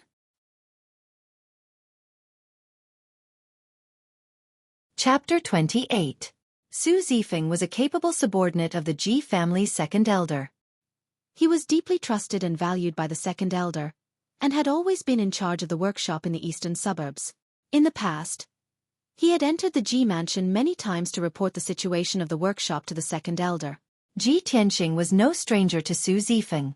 In his impression, this person was shrewd and capable. He handled matters steadily and saw the big picture. He was indeed worthy of an important position. But he never would have thought that Su Zifeng would appear in Tai Town and surreptitiously trade with a group of mysterious people for the Ji family's magical weapons. Could it be that this person is stuffing his own pockets and stealing magical weapons from the workshop to sell privately? That box of magical weapons is worth more than 1 million taels of silver. No, I must investigate this thoroughly. Ji Tianxing secretly held the blood dragon sword tightly. His eyes flashed with a frightening cold light. At this time, Su Zifeng and the black-clothed youth walked out of the ruined temple side by side and were about to walk down the mountain. Ji Tianxing suddenly jumped down from the treetops and landed on the grass with a swoosh, blocking Su Zifeng and the black-clothed youth's path. Su Zifeng and the black-clothed youth were not prepared for someone to descend from the sky. They were immediately startled and stared at Ji Tianxing with vigilance. After seeing Ji Tianxing's face, Su Zifeng's expression suddenly changed. He stammered. Eldest young master? Why is it you? Ji Tianxing stared at him with a sharp gaze and asked in a deep voice, Su Zifeng, you have big guts. You dare to steal the Ji family's magical weapons and trade privately. Su Zifeng's expression became extremely ugly. He hurriedly explained, eldest young master, you misunderstood. I am loyal and devoted to the Ji family. How could I do such a thing? Ji Tianxing approached him with a cold expression and coldly shouted again. Misunderstanding? Good. Then take out the contract from the transaction just now. Every business transaction of the Ji family's blacksmithing workshop had to be recorded in the accounts. Any transaction that was worth more than 10,000 taels of silver required a contract from the workshop owner. Especially that box of profound weapons and treasured swords. Its value exceeded 1 million taels of silver, and it required the patriarch or elder to personally sign a contract. When Su Zifeng heard the two words hand contract, his face immediately became even more unsightly. His eyes evaded Ji Tianxing's gaze, not daring to meet his eyes. Ji Tianxing was even more convinced that there was something wrong with this deal, and he shouted in a dignified tone, Su Zifeng, this young master knows that you don't have the guts to do such a thing. Speak. Who instigated you? A hint of hesitation flashed in Su Zifeng's eyes. After exchanging glances with the black-clothed young man, he gritted his teeth and made up his mind. When he raised his head to look at Ji Tianxing again, his face was filled with a sinister sneer. Young master, since you've already found out, then don't blame me for being ruthless. You're the one who forced me to do this. Kill him. Su Zifeng shouted at the black-clothed young man and leaped towards Ji Tianxing. His hands were like the claws of an eagle as he tried to grab Ji Tianxing's head and neck. He was at the second level of the true energy realm. In his opinion, even without a weapon, he could easily kill Ji Tianxing, who was at the body-refining realm. The black-clothed young man was also at the first level of the true energy realm. His fists flashed with a faint red light as he viciously smashed towards Ji Tianxing's chest. You're courting death. Ji Tianxing shouted with a cold expression and instantly drew his blood dragon sword to meet the attack. Swoosh! He used all his strength to slash with his sword and forced the murderous Su Zifeng to retreat. Seeing the black-clothed young man aggressively charging towards him, he changed his steps and retreated sideways, dodging the black-clothed young man's fists. When the black-clothed young man brushed past him, he unhesitatingly struck out with his palm and activated the sword energy in the Huizong meridian on his arm. Bang! Ji Tianxing's palm hit the black-clothed young man's back. The sword energy shot out from his palm and drilled into the black-clothed young man's body. Suddenly, the black-clothed young man staggered forward for 6 steps before stopping. When he turned around and wanted to pounce on He Wuhan, his face was already pale. Blood dripped from the corner of his mouth and his strength was quickly dissipating. You. The black-clothed young man glared at Ji Tianxing with an expression of disbelief, but he could not say a word. His body swayed as he moved his feet. Unable to support himself any longer, he fell to the grass with a plop and gradually died. Su Zifeng saw with his own eyes that the black-clothed young man was killed by Ji Tianxing with a single palm strike. His face was full of surprise and the speed of his fists slowed down a bit. Taking advantage of this opportunity, Ji Tianqing repeatedly waved his blood dragon sword, thrusting a few sword lights at him, aiming at his face, throat, and chest. Su Zifeng was forced into a fluster and could only retreat to dodge. After 7 moves, he revealed a flaw in his panic and was immediately stabbed in the shoulder by Ji Tianqing. The indestructible blood dragon sword directly pierced a bloody hole in his shoulder, revealing his white shoulder bone. Su Zifeng let out a mournful scream. His face was pale and his forehead was covered in cold sweat. Although he did not dare to believe it, he had to accept the fact that Ji Tianqing's strength was definitely not the rumored body refining stage. It was very likely that he had recovered to the true element stage. Thinking of this, Su Zifeng no longer had a trace of fighting spirit. He jumped back 2 feet and fled down the mountain while holding his shoulder. But before he could escape 10 feet, Ji Tianqing caught up with him. "Where do you think you're going?" Ji Tianqing roared angrily and rushed behind Su Zifeng like a gust of wind. With a shake of his hand, he stabbed Su Zifeng's back and fell to the ground on the spot. Before Su Zifeng could struggle to get up, Ji Tianqing stepped on his shoulder, stomped him to the ground, and pressed the blood dragon sword against his neck. "Speak. Who ordered you to do this?" Su Zifeng was pressed on the grass and could not move. He knew that he could not escape this calamity and actually revealed a sinister sneer. "He. I didn't expect young Master Ji to hide so deeply. However, you want to force clues from me? In your next life." As he spoke, his breath became weaker and weaker, and dark red blood kept flowing out of his mouth and nose. After a short while, he closed his eyes and no longer made a sound. Ji Tianqing hurriedly turned him over and checked his pulse, only to find that he had shattered his heart meridians and committed suicide. Damn it! He would rather die than let go. Who made him a suicide warrior and did not care about his life? Ji Tianqing muttered to himself as he put away the blood dragon sword with a gloomy expression. Su Zifeng's suicide caused a layer of haze to shroud his heart, and he increasingly felt that this matter was of great importance. If this matter was directly related to his second uncle, it might endanger the Ji family's foundation. He rummaged through Su Zifeng and the black-clothed youth's corpses to see if he could find any clues. Unfortunately, the 2 of them only had some broken silver and miscellaneous items on them. There were no useful clues. Ji Tianqing sighed helplessly and could only leave the ruined temple and go down the mountain. After 15 minutes, when he reached the foot of the mountain, 2 figures walked out of the ruined temple. The leader was a youth in a green robe. He was tall and handsome, and his temperament was extraordinary. It was Ji Hao. The middle-aged man behind him was dressed as a guard. He wore black leather armor and carried a sword. The middle-aged man glanced at the 2 corpses not far away and said with a gloomy expression, "Young Master Hao, this matter has been discovered by young Master Ji. What should we do? Should we?" As he spoke, he made a throat-slitting gesture. Ji Hao frowned and said with a gloomy expression, "If we make a move, no matter how covert it is, there will be traces left behind. It is far better to kill with a borrowed knife." This is Yunzhou, the Gu family's territory. Although Yunzhou provincial governor Gu Shiji is far away in the imperial city, I remember that Gu Hao's birth mother lives in Hanging Cloud City, 100 miles away. Let the Gu family know that Ji Tianqing has come to Tai Town and wants to enter the mountain to find the red star flower. I believe that Gu Hao's mother will not let go of this opportunity to avenge her son. Also, remember to remind the Gu family that Ji Tianqing's strength seems to have recovered to the true energy boundary.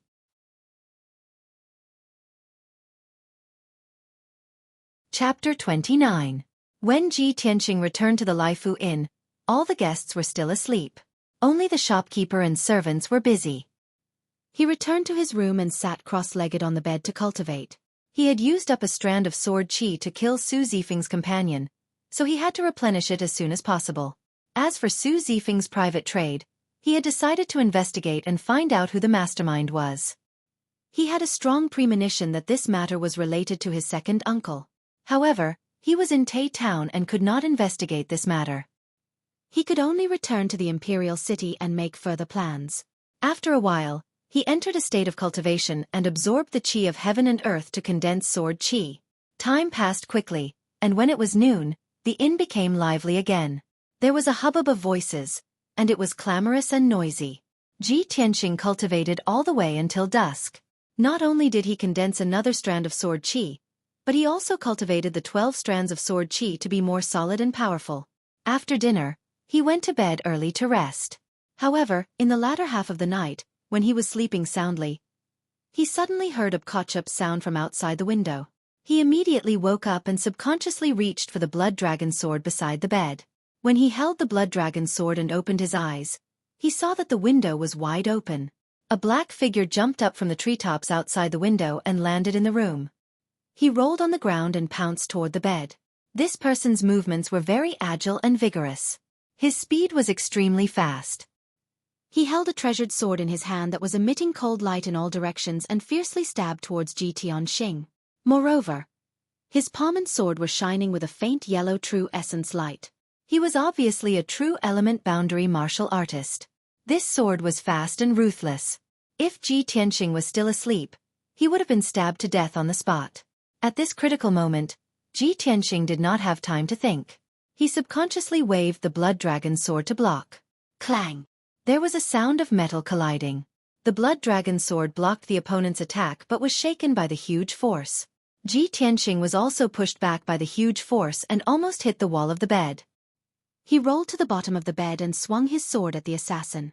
The black-clothed assassin clearly hadn't expected that he would wake up from his stupor. His sword strike, which he thought would surely kill him, had been blocked. He couldn't help but let out a soft cry of surprise, seeing the blood dragon sword slashing towards him. His body curled up strangely. After dodging the blood dragon sword, he charged towards Ji Tianxing. Ji Tianxing was enveloped by the 3 sword lights. He felt a chill run down his spine. He instantly determined that the assassin's strength was at least at the 3rd level of the true energy realm, and he was no match for him. At this critical moment, he could only wave his sword with all his might to block the attack. Ding ding dang dang dang, sounds of collision rang out again. He was once again forced back 5 steps and knocked over a vase that was half a man's height. The vase was smashed into smithereens, and the sound of shattering spread throughout the inn, waking up many guests. Taking advantage of Ji Tianxing's unsteady footsteps, the assassin in black was overjoyed and pounced over, brandishing his sword to stab Ji Tianxing's throat. In a moment of desperation, Ji Tianxing subconsciously struck out a palm at the black-clothed assassin, releasing a streak of sword qi. Swish! The two of them were too close, and the black-clothed assassin was caught off guard. His left eye was pierced by the sword qi. Ah! The black-clothed assassin let out a blood-curdling scream. He immediately withdrew his sword and retreated 2 steps. He covered his bloody eyes with his hands, and his entire body trembled in pain. Ji Tianxing thought to himself, "Good chance." He immediately counterattacked, and once again struck out a palm at the black-clothed assassin's chest, releasing another streak of sword qi. Even though the black-clothed assassin was blind in one eye, his strength was indeed powerful. At this critical moment, he was still able to maintain his calm, and brandished his sword with all his might, releasing 2 streaks of dazzling sword qi. Dang! Ji Tianxing's sword qi was shattered by the treasured sword. Bastard, go to hell! The black-clothed assassin angrily roared. His strength and speed suddenly doubled. He brandished his sword with all his might, releasing 6 streaks of dazzling cold light, enveloping Ji Tianxing's vital points. Obviously, he had used all his strength, and wanted to kill Ji Tianxing on the spot, and then escape far away. Ji Tianxing was forced to retreat. After retreating 3 steps, his back hit the wall. He had no way to retreat. His front and sides were blocked by the dazzling sword qi, and there was nowhere to hide. Seeing that his vital points were about to be pierced by the sword qi, blood splattering everywhere. At this moment of life and death, he still maintained a calm mind, and his eyes stared at the incoming sword qi. "If you want me to die, don't even think about living." Instead of retreating, he advanced and rushed toward the black-clothed assassin as if he was courting death. He brandished his sword with his right hand, releasing a streak of sword qi to block the assassin's sword qi, and his left hand fiercely slapped toward the assassin's head. Dang dang dang dang. After the 2 swords clashed 4 times, the blood dragon sword was finally sent flying, and it smashed into the wall behind Ji Tianxing.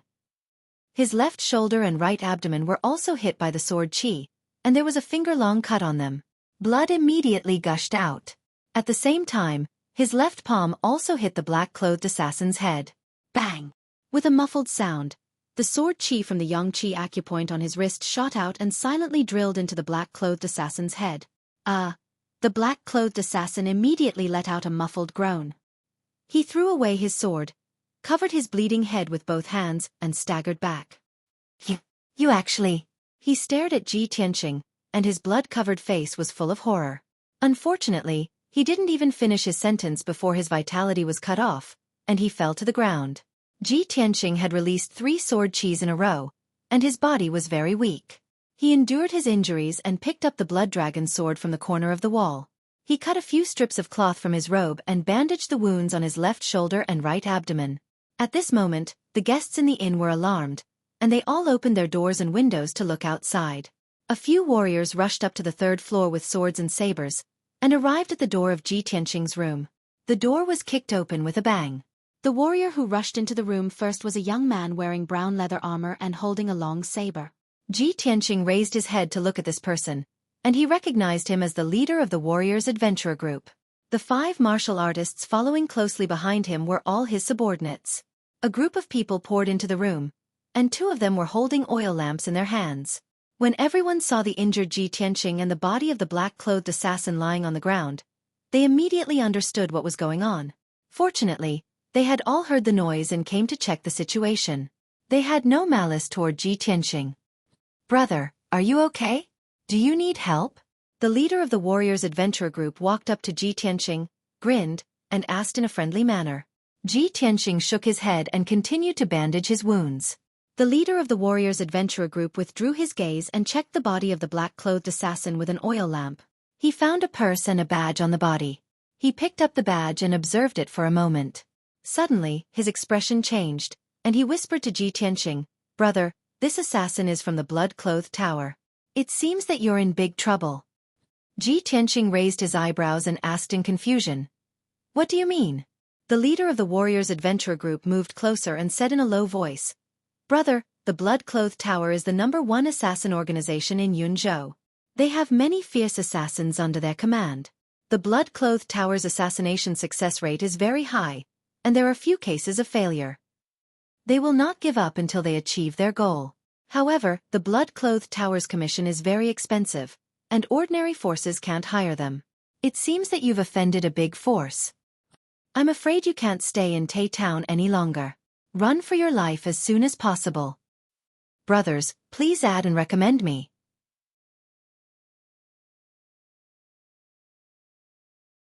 Chapter 30. Ji Tianqing nodded to show that he understood and thanked the head of the warriors for his kind reminder. The head of the warriors did not say much. He waved his hand and left the room with his subordinates and went downstairs.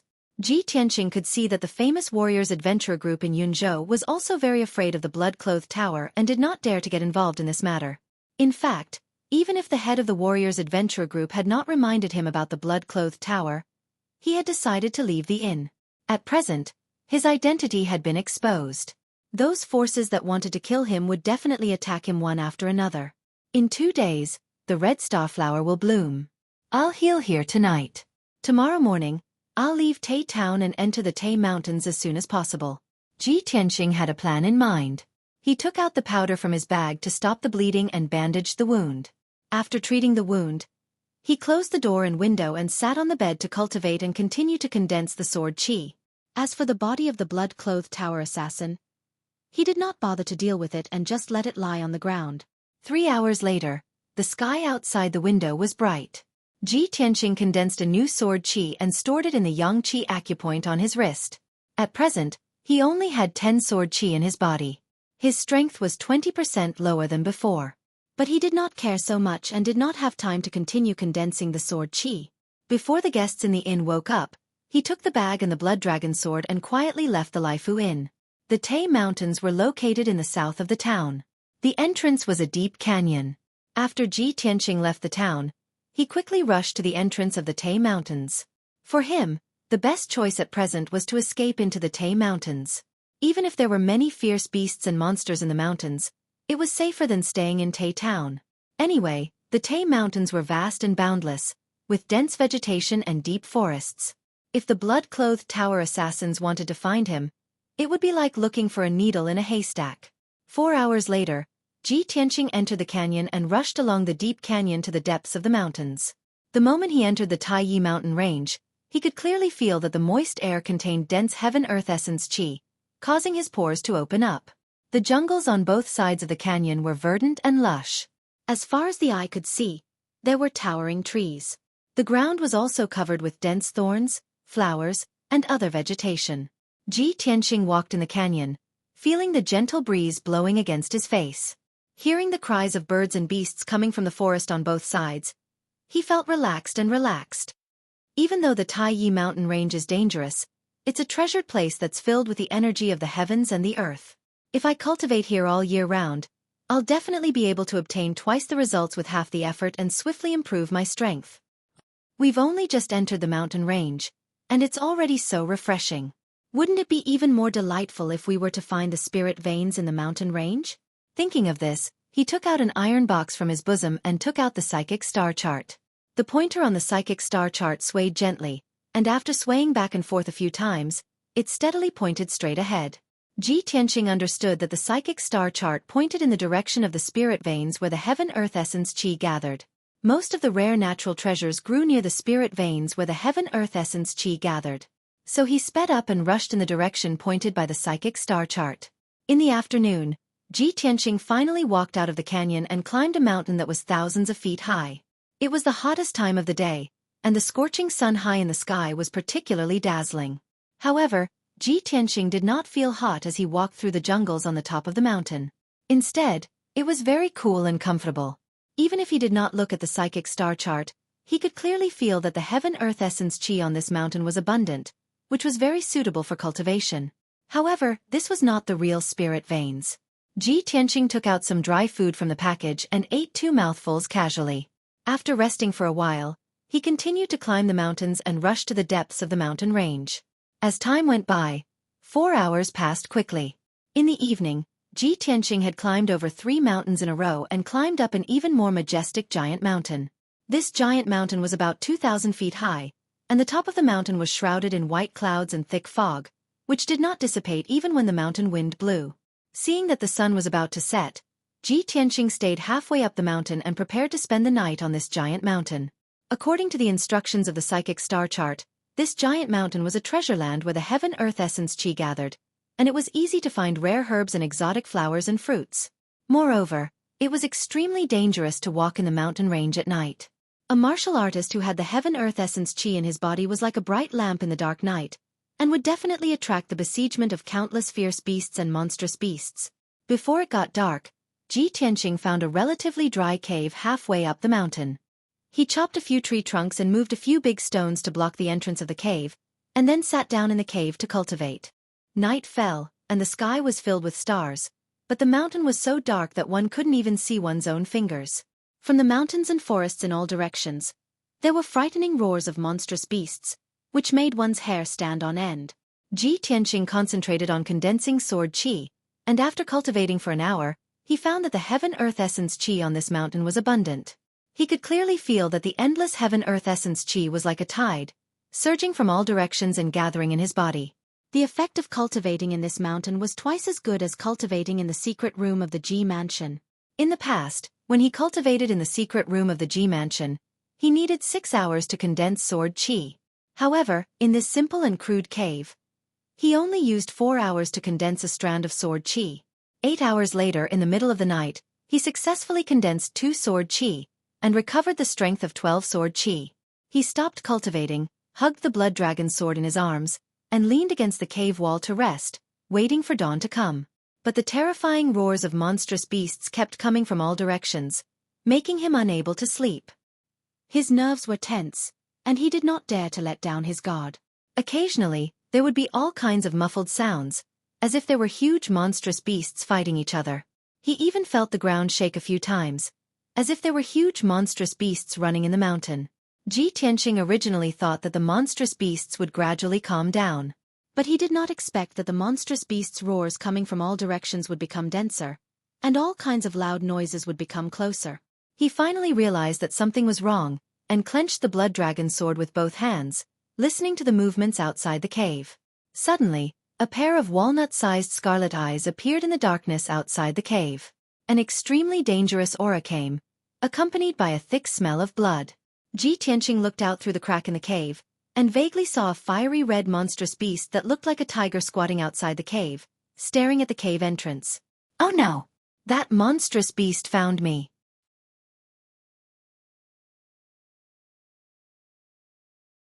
Chapter 31. At that moment, Ji Tianqing's nerves were stretched taut as cold sweat broke out on his back. He did not expect that a few large rocks and tree trunks would be able to block the entrance of the cave and the fiery red demonic beast outside. But he was trapped in the cave and had nowhere to run. He did not even have a chance to fight back. At this moment of life and death, the only thing he could do was to hold his breath and not make a sound. But he had underestimated the intelligence of the demonic beast. The fiery red demonic beast squatted outside the cave for about half an hour before it could no longer suppress its bloodthirsty desire. It slowly arched its body towards the entrance of the cave and stretched out its large claws. It easily pushed aside a few large rocks and rolled them into the bushes.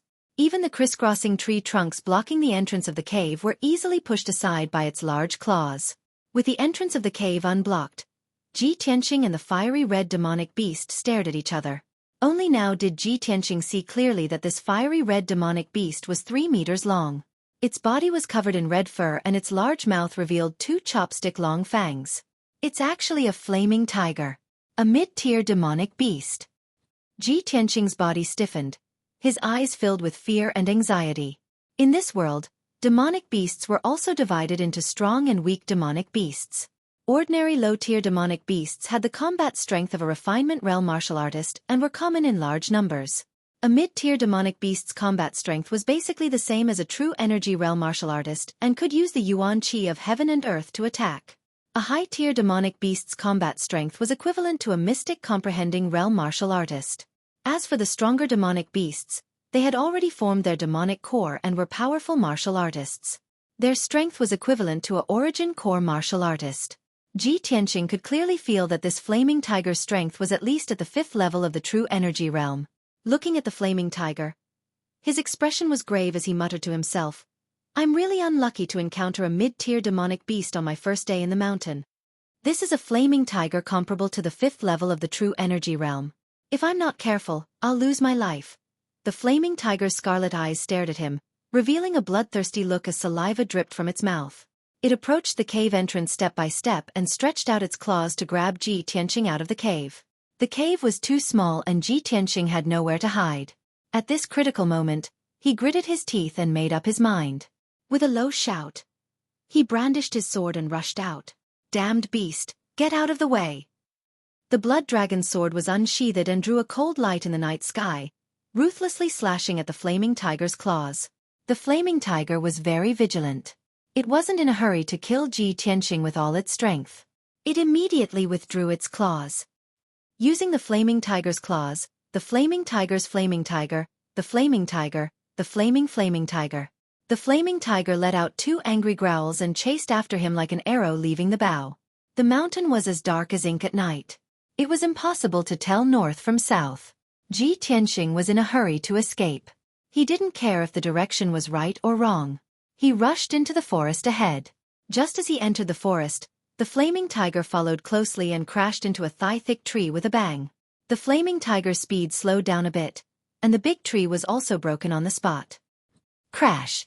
It fell down in the forest. Ji Tianqing was so shocked that his eyelids twitched. He roared in his heart. What a terrifying strength!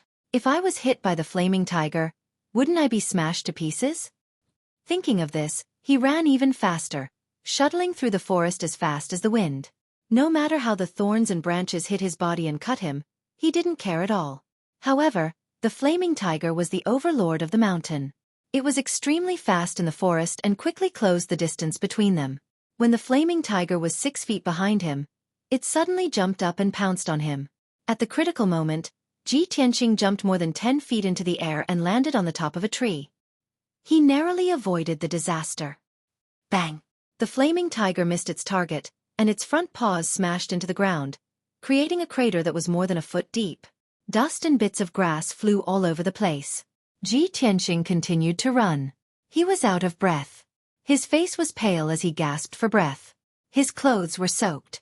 After 20 breaths, he ran for 2 miles but still couldn't shake off the flaming tiger. Not only that, something even more terrifying happened.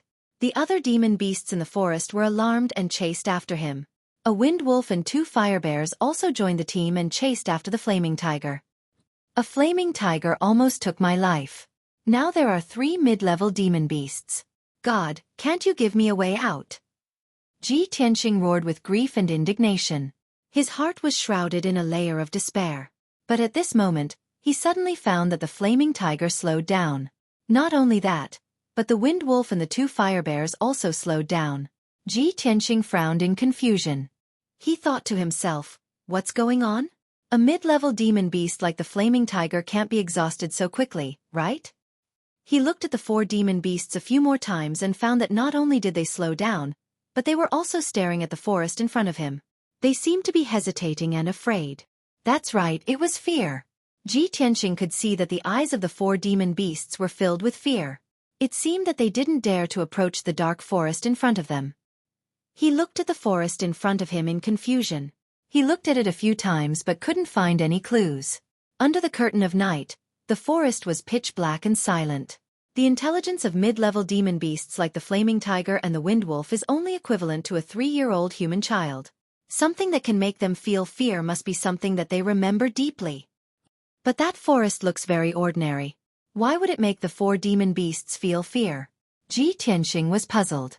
As he fled towards the forest, he glanced around. At this time, he suddenly realized that he didn't recognize the direction in his panic. He actually ran from the middle of the mountain to the peak. He continued to run towards the dark forest and looked back at the 4 demon beasts behind him. Although the flaming tiger and the wind wolf were drooling over him, their chasing speed was getting slower and slower. When he ran to the edge of the dark forest, the 4 demon beasts actually stopped chasing him. They stopped about 30 meters away from him. "Awoo! Roar!" The 4 demon beasts stared at him and let out a low roar filled with unwillingness. But in the end, they didn't dare to take another step. It seems that they really are afraid of this forest. Phew! I'm finally saved. Ji Tianxing's heart was finally relieved. He let out a long breath. However, he didn't stay in the same place. He turned around and ran into the forest to avoid attracting more demon beasts. If by any chance some demon beasts weren't afraid of this forest and rushed over to attack him, then he would be dead for sure.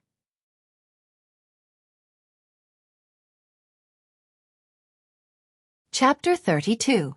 Ji Tianxing walked through the dark forest for a while and found that something was wrong. From the outside, it looked like an ordinary forest. But after entering the forest, he found that there were only towering trees in the forest. There were no thorns or bushes.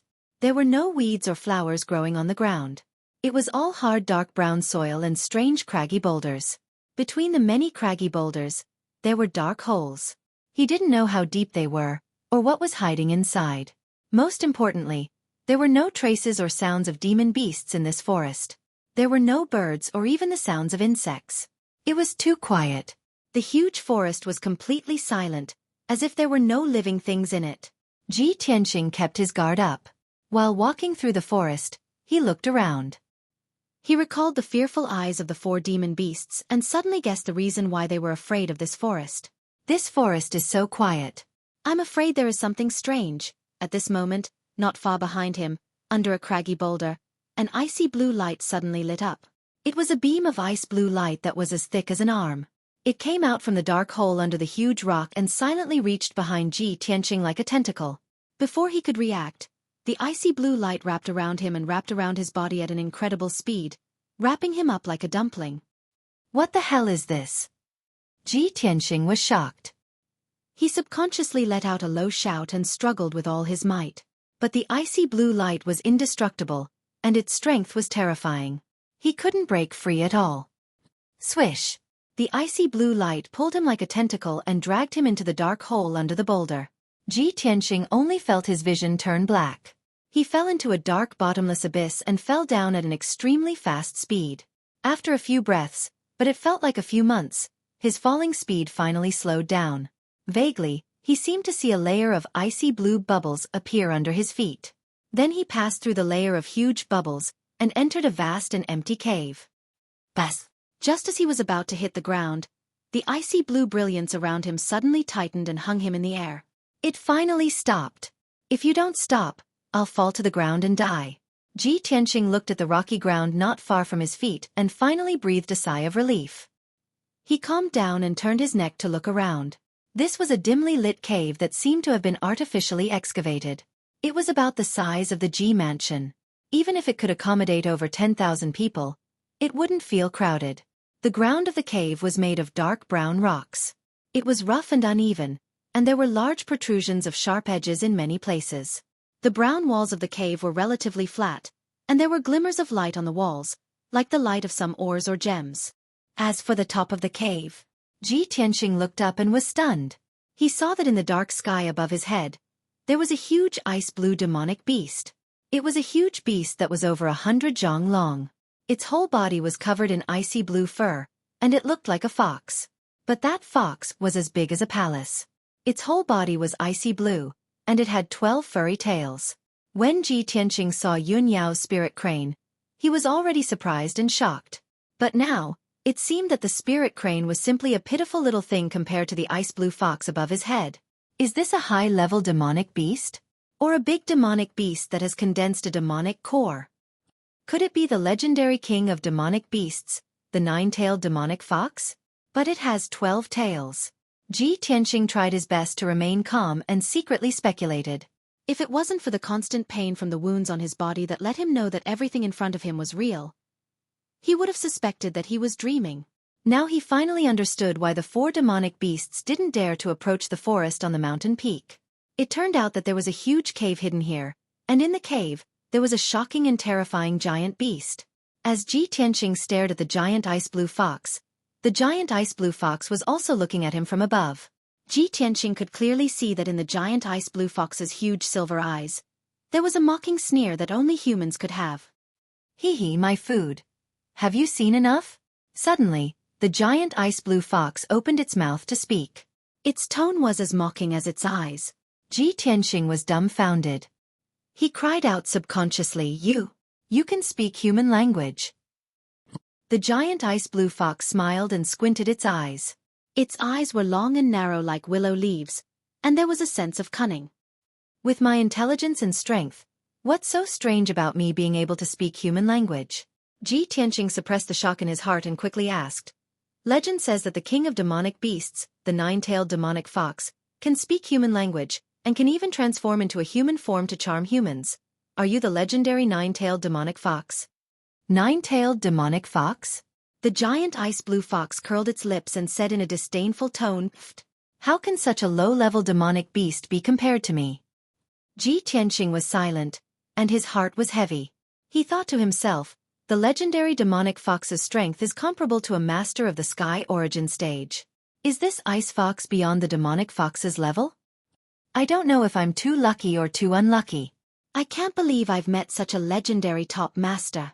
At this moment, the giant ice-blue fox slowly twisted its body, opened a pair of ice-blue wings hidden under its belly, and flew down from the sky. My prey, I haven't tasted human flesh for many years. Now, you have to open your heart and happily welcome my taste. This is your honor, you should be proud. Ji Tianqing's face suddenly changed, and he cursed in his heart. Is this demon crazy? You're going to eat me, and I'm still happy. But, isn't this demonic beast a fox? Why does it have wings like a bird? I've never heard of such a weird-looking demonic beast. The giant ice-blue fox opened its bloody mouth, and was getting closer and closer to Ji Tianqing. It looked like it was going to swallow him in one gulp. In a hurry, Ji Tianqing could only find a lame excuse. Hey, you can't eat me. As expected, the giant ice-blue fox stopped, and asked with a smile why. Ji Tianqing pretended to be calm and said, I haven't taken a shower yet. I'm dirty and smelly, and I haven't changed my clothes and socks for many days. After saying that, he stole a glance at the giant ice-blue fox's reaction, and asked worriedly, Your taste can't be that bad, right?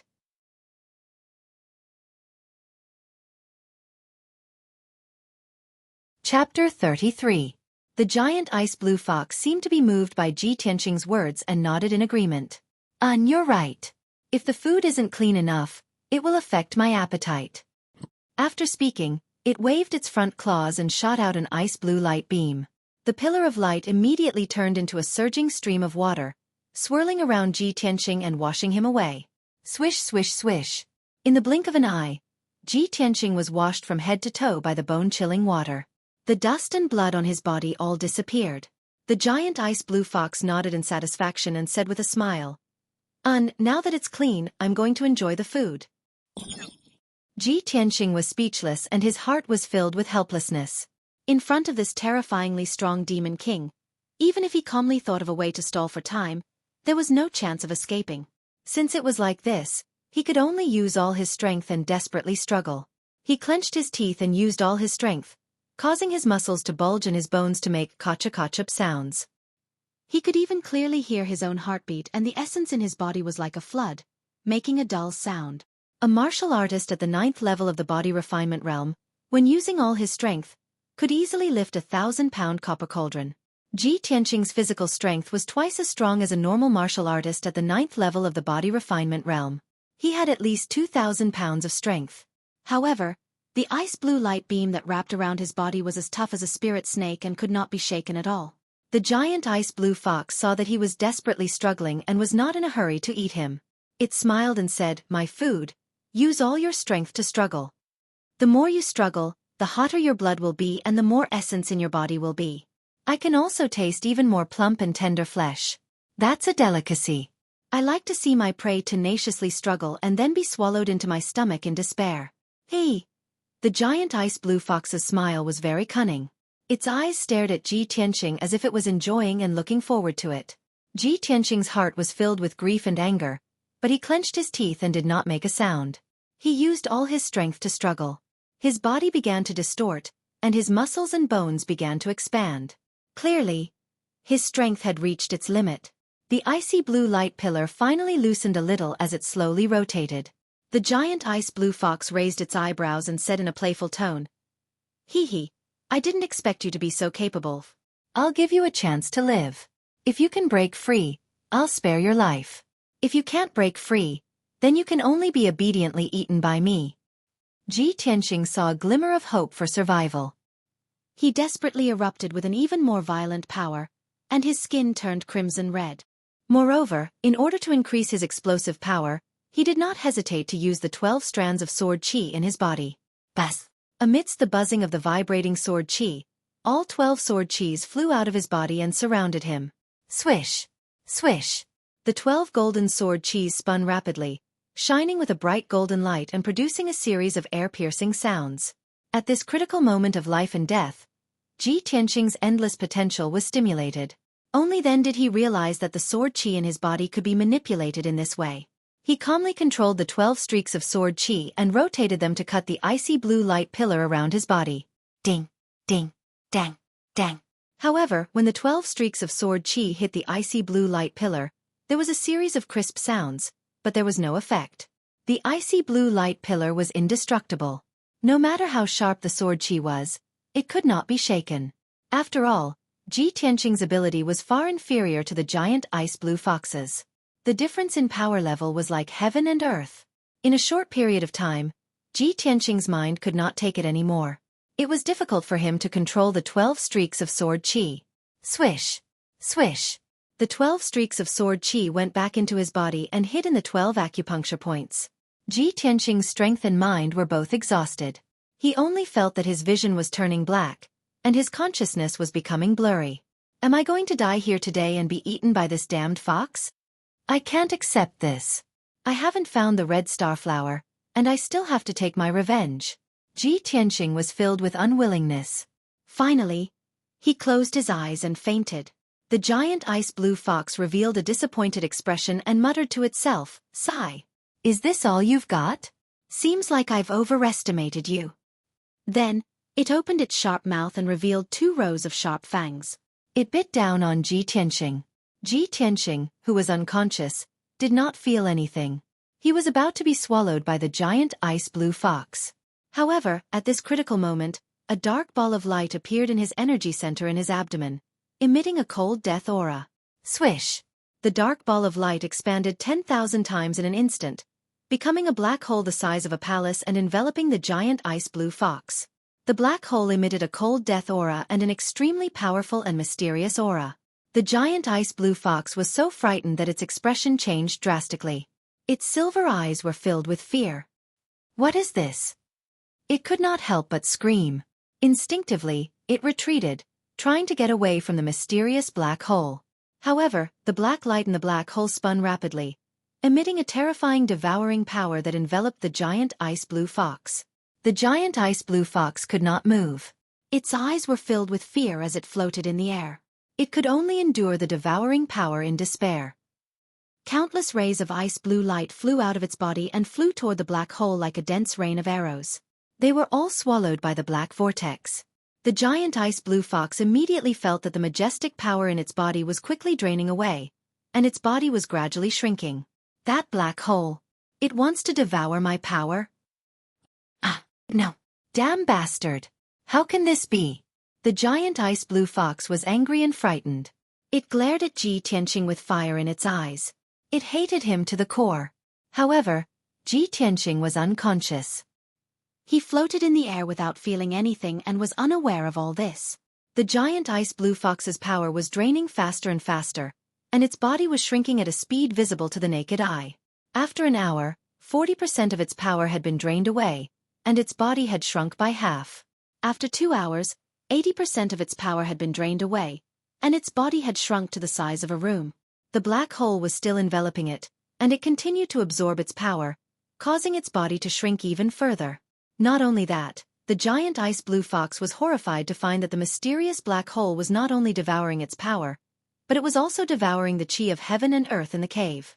The terrifying devouring power caused a strong wind to blow in the huge cave, and it swept through the cave walls and the ground. There were many gems on the cave walls that contained the chi of heaven and earth. The chi of heaven and earth in the gems had been completely devoured by the black hole, and the sparkling gems had become useless stones. Something even more terrifying happened. The cave began to shake violently. Cracks began to appear on the walls of the cave, and countless rocks began to roll down. The ice blue bubble that enveloped the entire cave began to shake violently, and cracks appeared on it. Kacha, kacha. The sound of something breaking could be heard. Rumble, rumble, rumble, rumble. The loud sound reverberated in the cave. The entire mountain started to shake. The earth quaked and the mountains swayed. The giant ice blue fox was terrified to the extreme. How can this be? What is that black hole? Could it be that the black hole is going to destroy the barrier set up by that person?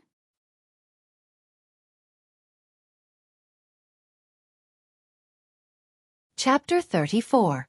After an unknown period of time, Ji Tianqing slowly woke up. He only felt that the light was a little dazzling, so he subconsciously reached out to rub his eyes. The next moment, he suddenly woke up and sat up from the ground with a swish. He looked up and saw a scorching sun in the sky, sprinkling down scorching sunlight. It's already noon? Wasn't I trapped in the cave? He turned his head to look around in surprise. When he saw the surroundings clearly, he couldn't help but be stunned. He was still in the huge and spacious cave, but the cave had already collapsed and shattered. There were huge cracks and ravines everywhere on the ground, and there were many huge pieces of gravel scattered around. The surrounding cave walls had collapsed, revealing huge cracks. Faint light shone in from the cracks. Not far from him, there was a huge crack that was dozens of feet wide, like a canyon. Ji Tianqing's gaze passed through the canyon, and could clearly see a green mountain on the opposite side. What happened? Why did this cave collapse? He got up from the ground and stretched his sore neck and body while observing the situation around him. This cave seems to be inside the mountain. It's at least 3,000 feet from the mountain peak. It's difficult for me to climb out in my current situation, but the cave has collapsed. The entire mountain seems to have split open. I can crawl out of the crack. Ji Tianqing quickly calmed down and decided to escape from the widest crack. He looked around and found the bag and blood dragon sword that had fallen in the pile of rocks. He picked up the blood dragon sword and was about to pick up the bag when the bag flipped a few times. A fluffy little head poked out from inside. Clang! Ji Tianqing was shocked. He subconsciously pulled out the blood dragon sword and slashed with it. The furry little head immediately shrank back into the bag and shouted anxiously, Don't kill me!" Ji Tianqing immediately exclaimed and stared at the little head in the bag with a strange expression. The fluffy little head was ice blue, but its eyes were silver and revealed a cunning look. Ji Tianxing immediately recognized it. You, aren't you that damn fox? How did you become like this? As he spoke, he grabbed the ice fox's little head and pulled it out of the bag. It was still covered in icy blue fur, and it still had 12 furry tails. However, its body size was extremely small. It was only the size of a cat, and its strength was also extremely weak. Ji Tianxing picked up the little ice fox and examined it carefully. His expression became increasingly strange. No matter how calm and intelligent he was, he couldn't figure out what was going on. He was supposed to die and become food for the giant ice blue fox. However, after sleeping for half a day, he woke up to find that the cave had collapsed and the mountain had collapsed. Even the incomparably powerful, cunning and evil giant ice blue fox had become a kitten that could be easily slaughtered. Ji Tianxing did not have the slightest bit of pity for the ice fox that had almost eaten him. He grabbed its neck and asked, "Speak, what happened when I was unconscious?"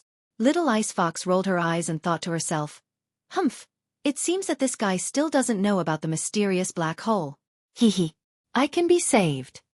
It struggled symbolically and said angrily, "I can tell you what happened, but you have to promise not to kill me." Ji Tianxing frowned and sneered. "Ha, you still dare to negotiate with me? Do you believe that I won't kill you now?" After saying that, he pressed the tip of the blood dragon sword against Little Ice Fox's head. Little Ice Fox was not afraid at all. She raised her little head proudly and said disdainfully, "If you kill me, you will never know the truth. That matter is very mysterious and very scary. It must be your biggest secret. Don't you want to know why?" Ji Tianxing was a little hesitant and silently put down the blood dragon's sword. The cave collapsed, the huge mountain shattered, the Demon King Realm giant ice blue fox turned into a kitten and lost all her power. Were all these strange things related to him? Of course, he wanted to know the truth. Little Ice Fox saw him put away the blood dragon sword and pondered with a face full of doubts. She smiled proudly and said, "If that's the case, I'll take it that you agree. You can't go back on your words." Ji Tianxing glanced at her and shouted, "Cut the crap and tell me." Little Ice Fox curled her lips unhappily and said slowly, "After you fainted, a black hole suddenly appeared in your body and swallowed all my power. So I became like this, you despicable bastard." Black hole? Ji Tianxing was slightly stunned and a strange look flashed in his eyes. He instantly understood that the black hole that Little Ice Fox was talking about was the black hole in his dantian. It must be Kenshin's tomb in the black hole that saved him at the critical moment and swallowed Little Ice Fox's power. I didn't expect Kenshin's tomb to have such a magical effect. When I go back, I must study it carefully. Ji Tianxing made up his mind and asked Little Ice Fox, "What's going on with this cave?" Little Ice Fox blinked and said without hesitation, "I don't know. At that time, I lost all my power and fainted." Ji Tianxing stared at her coldly. Seeing her naturally cunning eyes, he knew that she must be lying. "Humph! You're on your own." He snorted coldly, carried the blood dragon sword in the bag, and walked toward the crack in the mountain not far away. The Little Ice Fox hurriedly followed behind him. Ji Tianxing immediately stopped and turned his head to look at her angrily. He asked, "Why are you following me? Go away." Little Ice Fox was not angry at all. She said confidently, "You swallowed my power and caused me to become like this. Of course, I have to follow you." Ji Tianxing sneered and said, "Little thing, I'm already merciful enough that I didn't kill you with my sword. Don't provoke my anger again." The Little Ice Fox immediately frowned and pouted, revealing an angry and aggrieved look. "You bastard, you don't keep your word. Are all of you humans so treacherous? What do you mean I don't keep my word?" Ji Tianxing frowned and shouted in a deep voice, "I only promised not to kill you, but I didn't promise to take you with me. I don't care. You have to take me with you and protect me." The Little Ice Fox looked like she was going to throw a tantrum. She muttered gloomily, "You made me like this, and now you want to leave me here. You just want to kill me." Ji Tianxing raised his sword-like eyebrows and shouted with a fierce look, "What do you mean? Are you blaming me? In that case, I'll kill you with my sword so that you won't keep pestering me." As he spoke, he was about to pull out the blood dragon sword. Little Ice Fox reached out her furry little paws and held his ankle tightly. She cried and shouted, "If you really want to kill me, then kill me. Anyway, if I stay here, other demonic beasts will definitely come for revenge and cut me into pieces. I'd rather die under your sword." At least I can turn into a resentful spirit and haunt you for the rest of my life.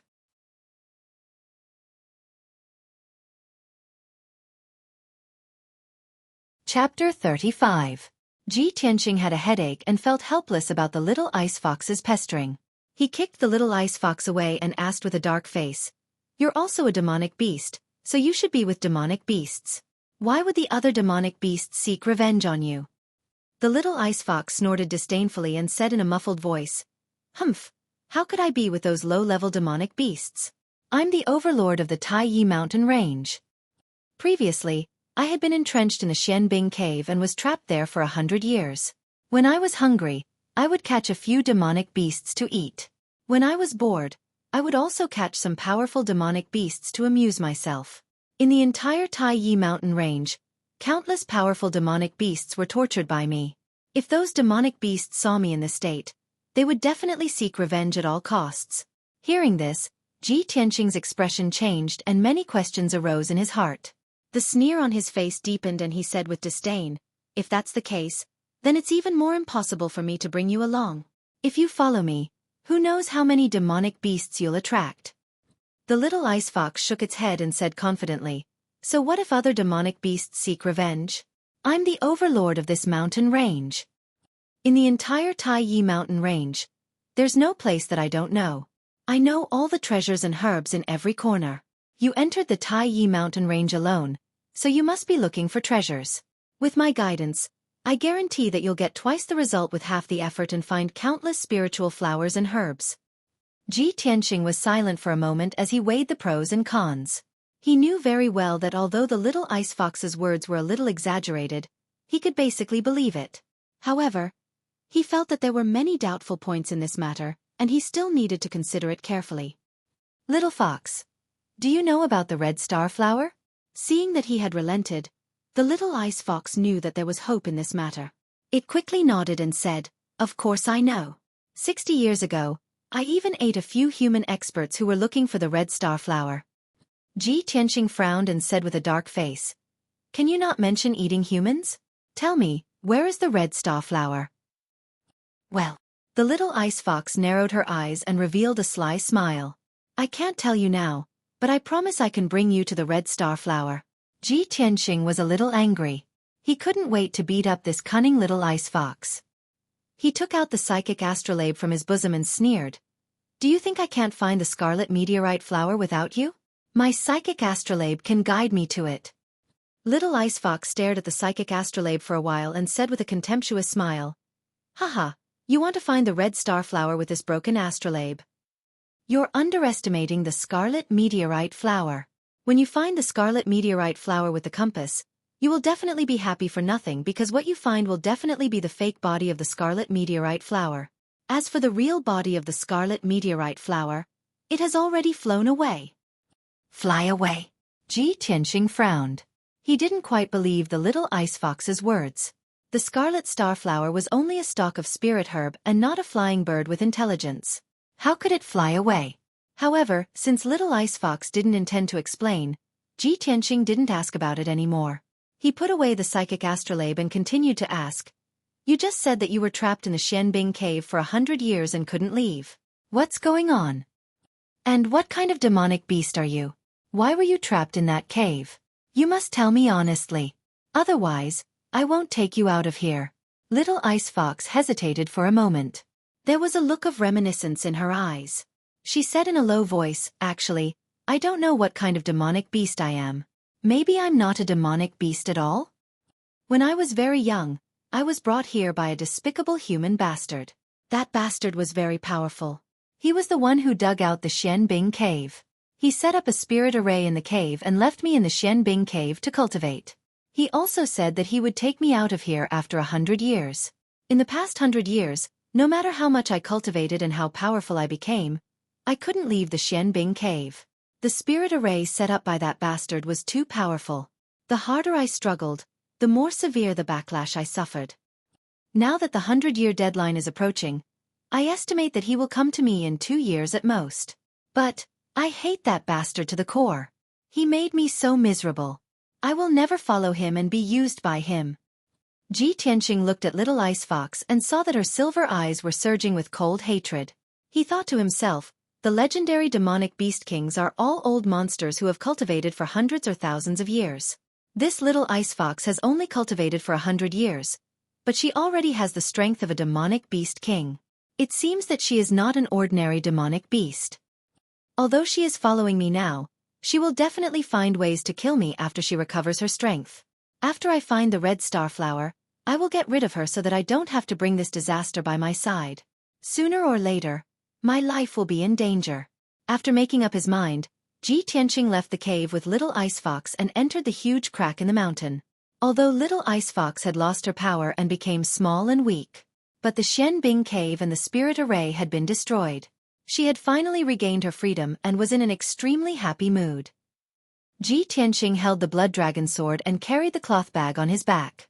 She entered the bag and only revealed her small head to look around. Occasionally, she would chat with Ji Tianqing. An hour later, Ji Tianqing passed through the huge crack and crawled out of the pile of rocks. He finally returned to the mountainside. He turned to look at the peak of the mountain and saw that the entire mountain had split open. The peak of the mountain had completely disappeared as if it had been cut off into thin air.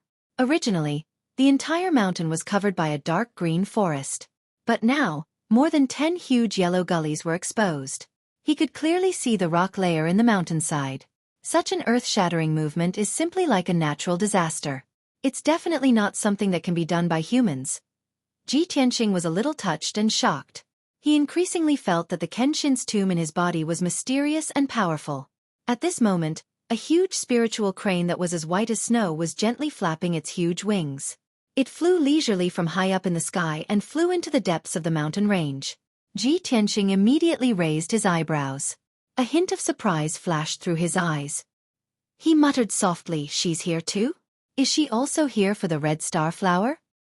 Although he recognized the spiritual crane, he did not see the figure of the beautiful woman in white. However, he knew that Yun Yao must have come to the Taiyi Mountains. Little Ice Fox also poked her head out and looked up at the spiritual crane in the sky. She smiled and said, "Oh, the chick on the back of that spiritual crane is pretty good. Breasts, long legs, fair skin, and beautiful. If I can marry her, I don't know how many people will be jealous. TSK TSK. Her tone was a little flirtatious, but it was more of a teasing tone. After saying that, she even glanced at Ji Tianqing with a coquettish look. Ji Tianqing immediately frowned and knocked her little head with the scabbard. He said angrily, "You perverted fox, where did you learn such frivolous words? If she hears you, she'll definitely skin you alive and stew you to eat. But, your eyesight is so good? You can actually see the woman on the back of the spiritual crane from so far away?" Little Ice Fox raised her little head and said proudly, "Of course. Not to mention that it's daytime now, even if it's dark at night, I can see everything within a 10-mile radius clearly. But these are not worth mentioning. If I can recover my strength, you can't imagine how terrifying my strength and means are."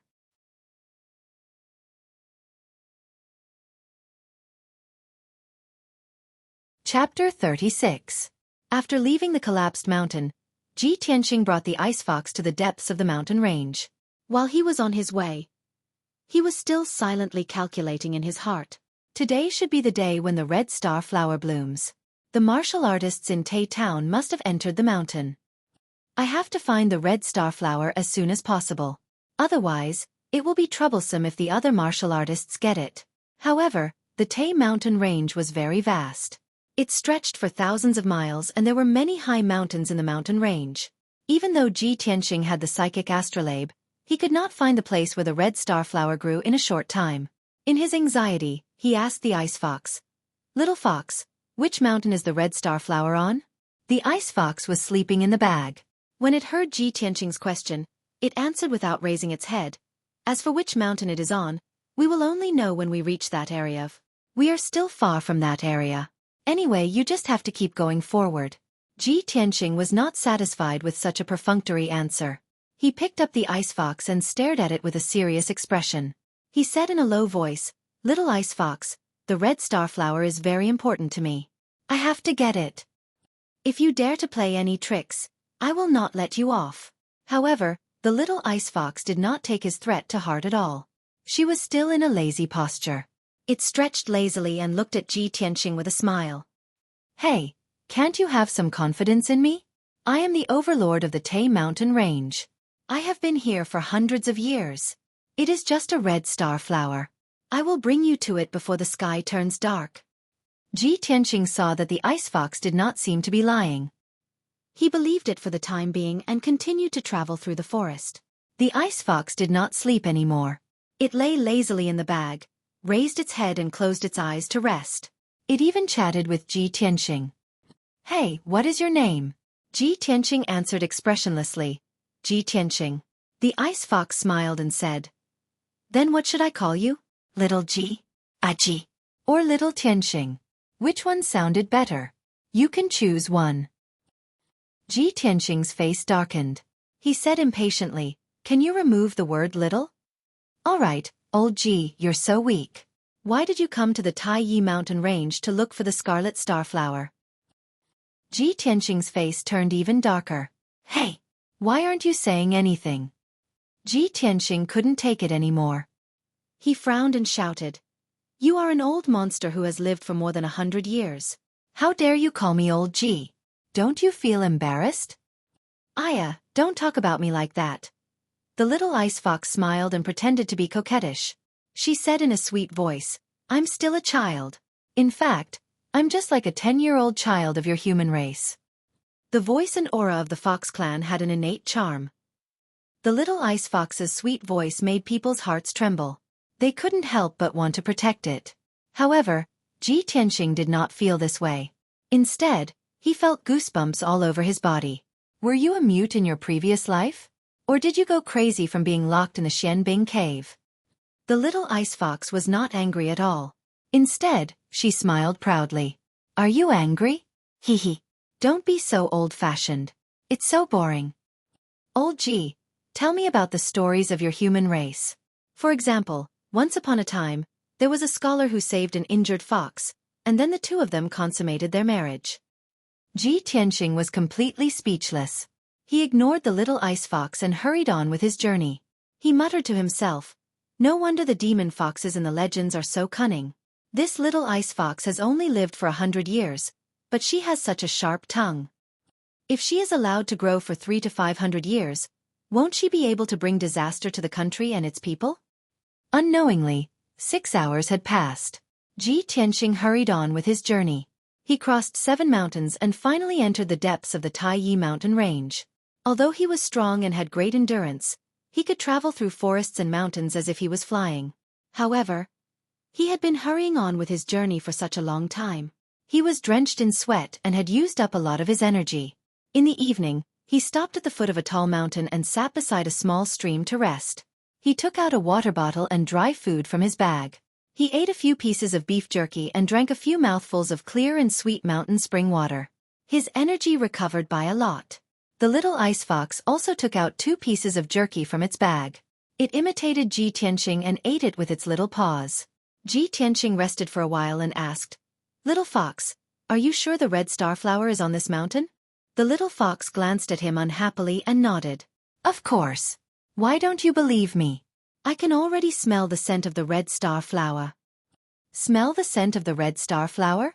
Ji Tianxing raised his eyebrows and asked in surprise, Are we very close to it? After saying that, he looked around a few times. TSK. The little ice fox curled its lips in disdain. Stop looking.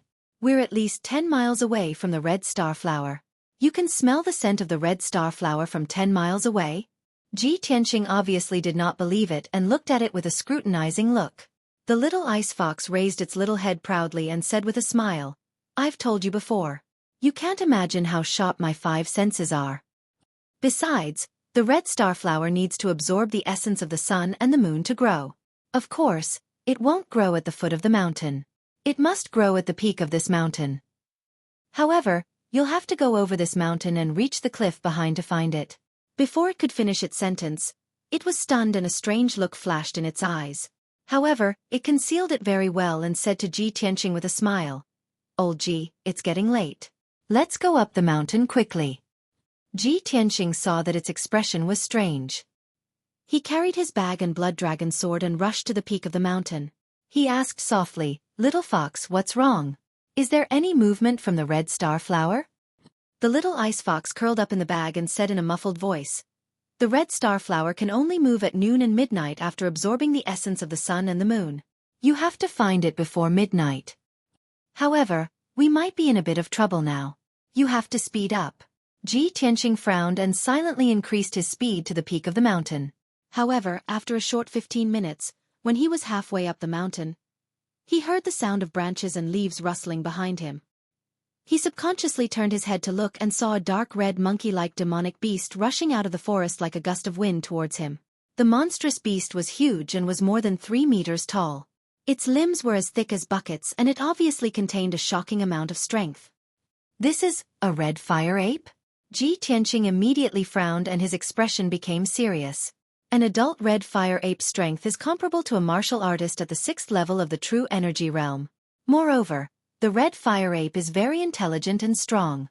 It's the most difficult to deal with among the mid-tier monstrous beasts. Little fox, you call this a little trouble?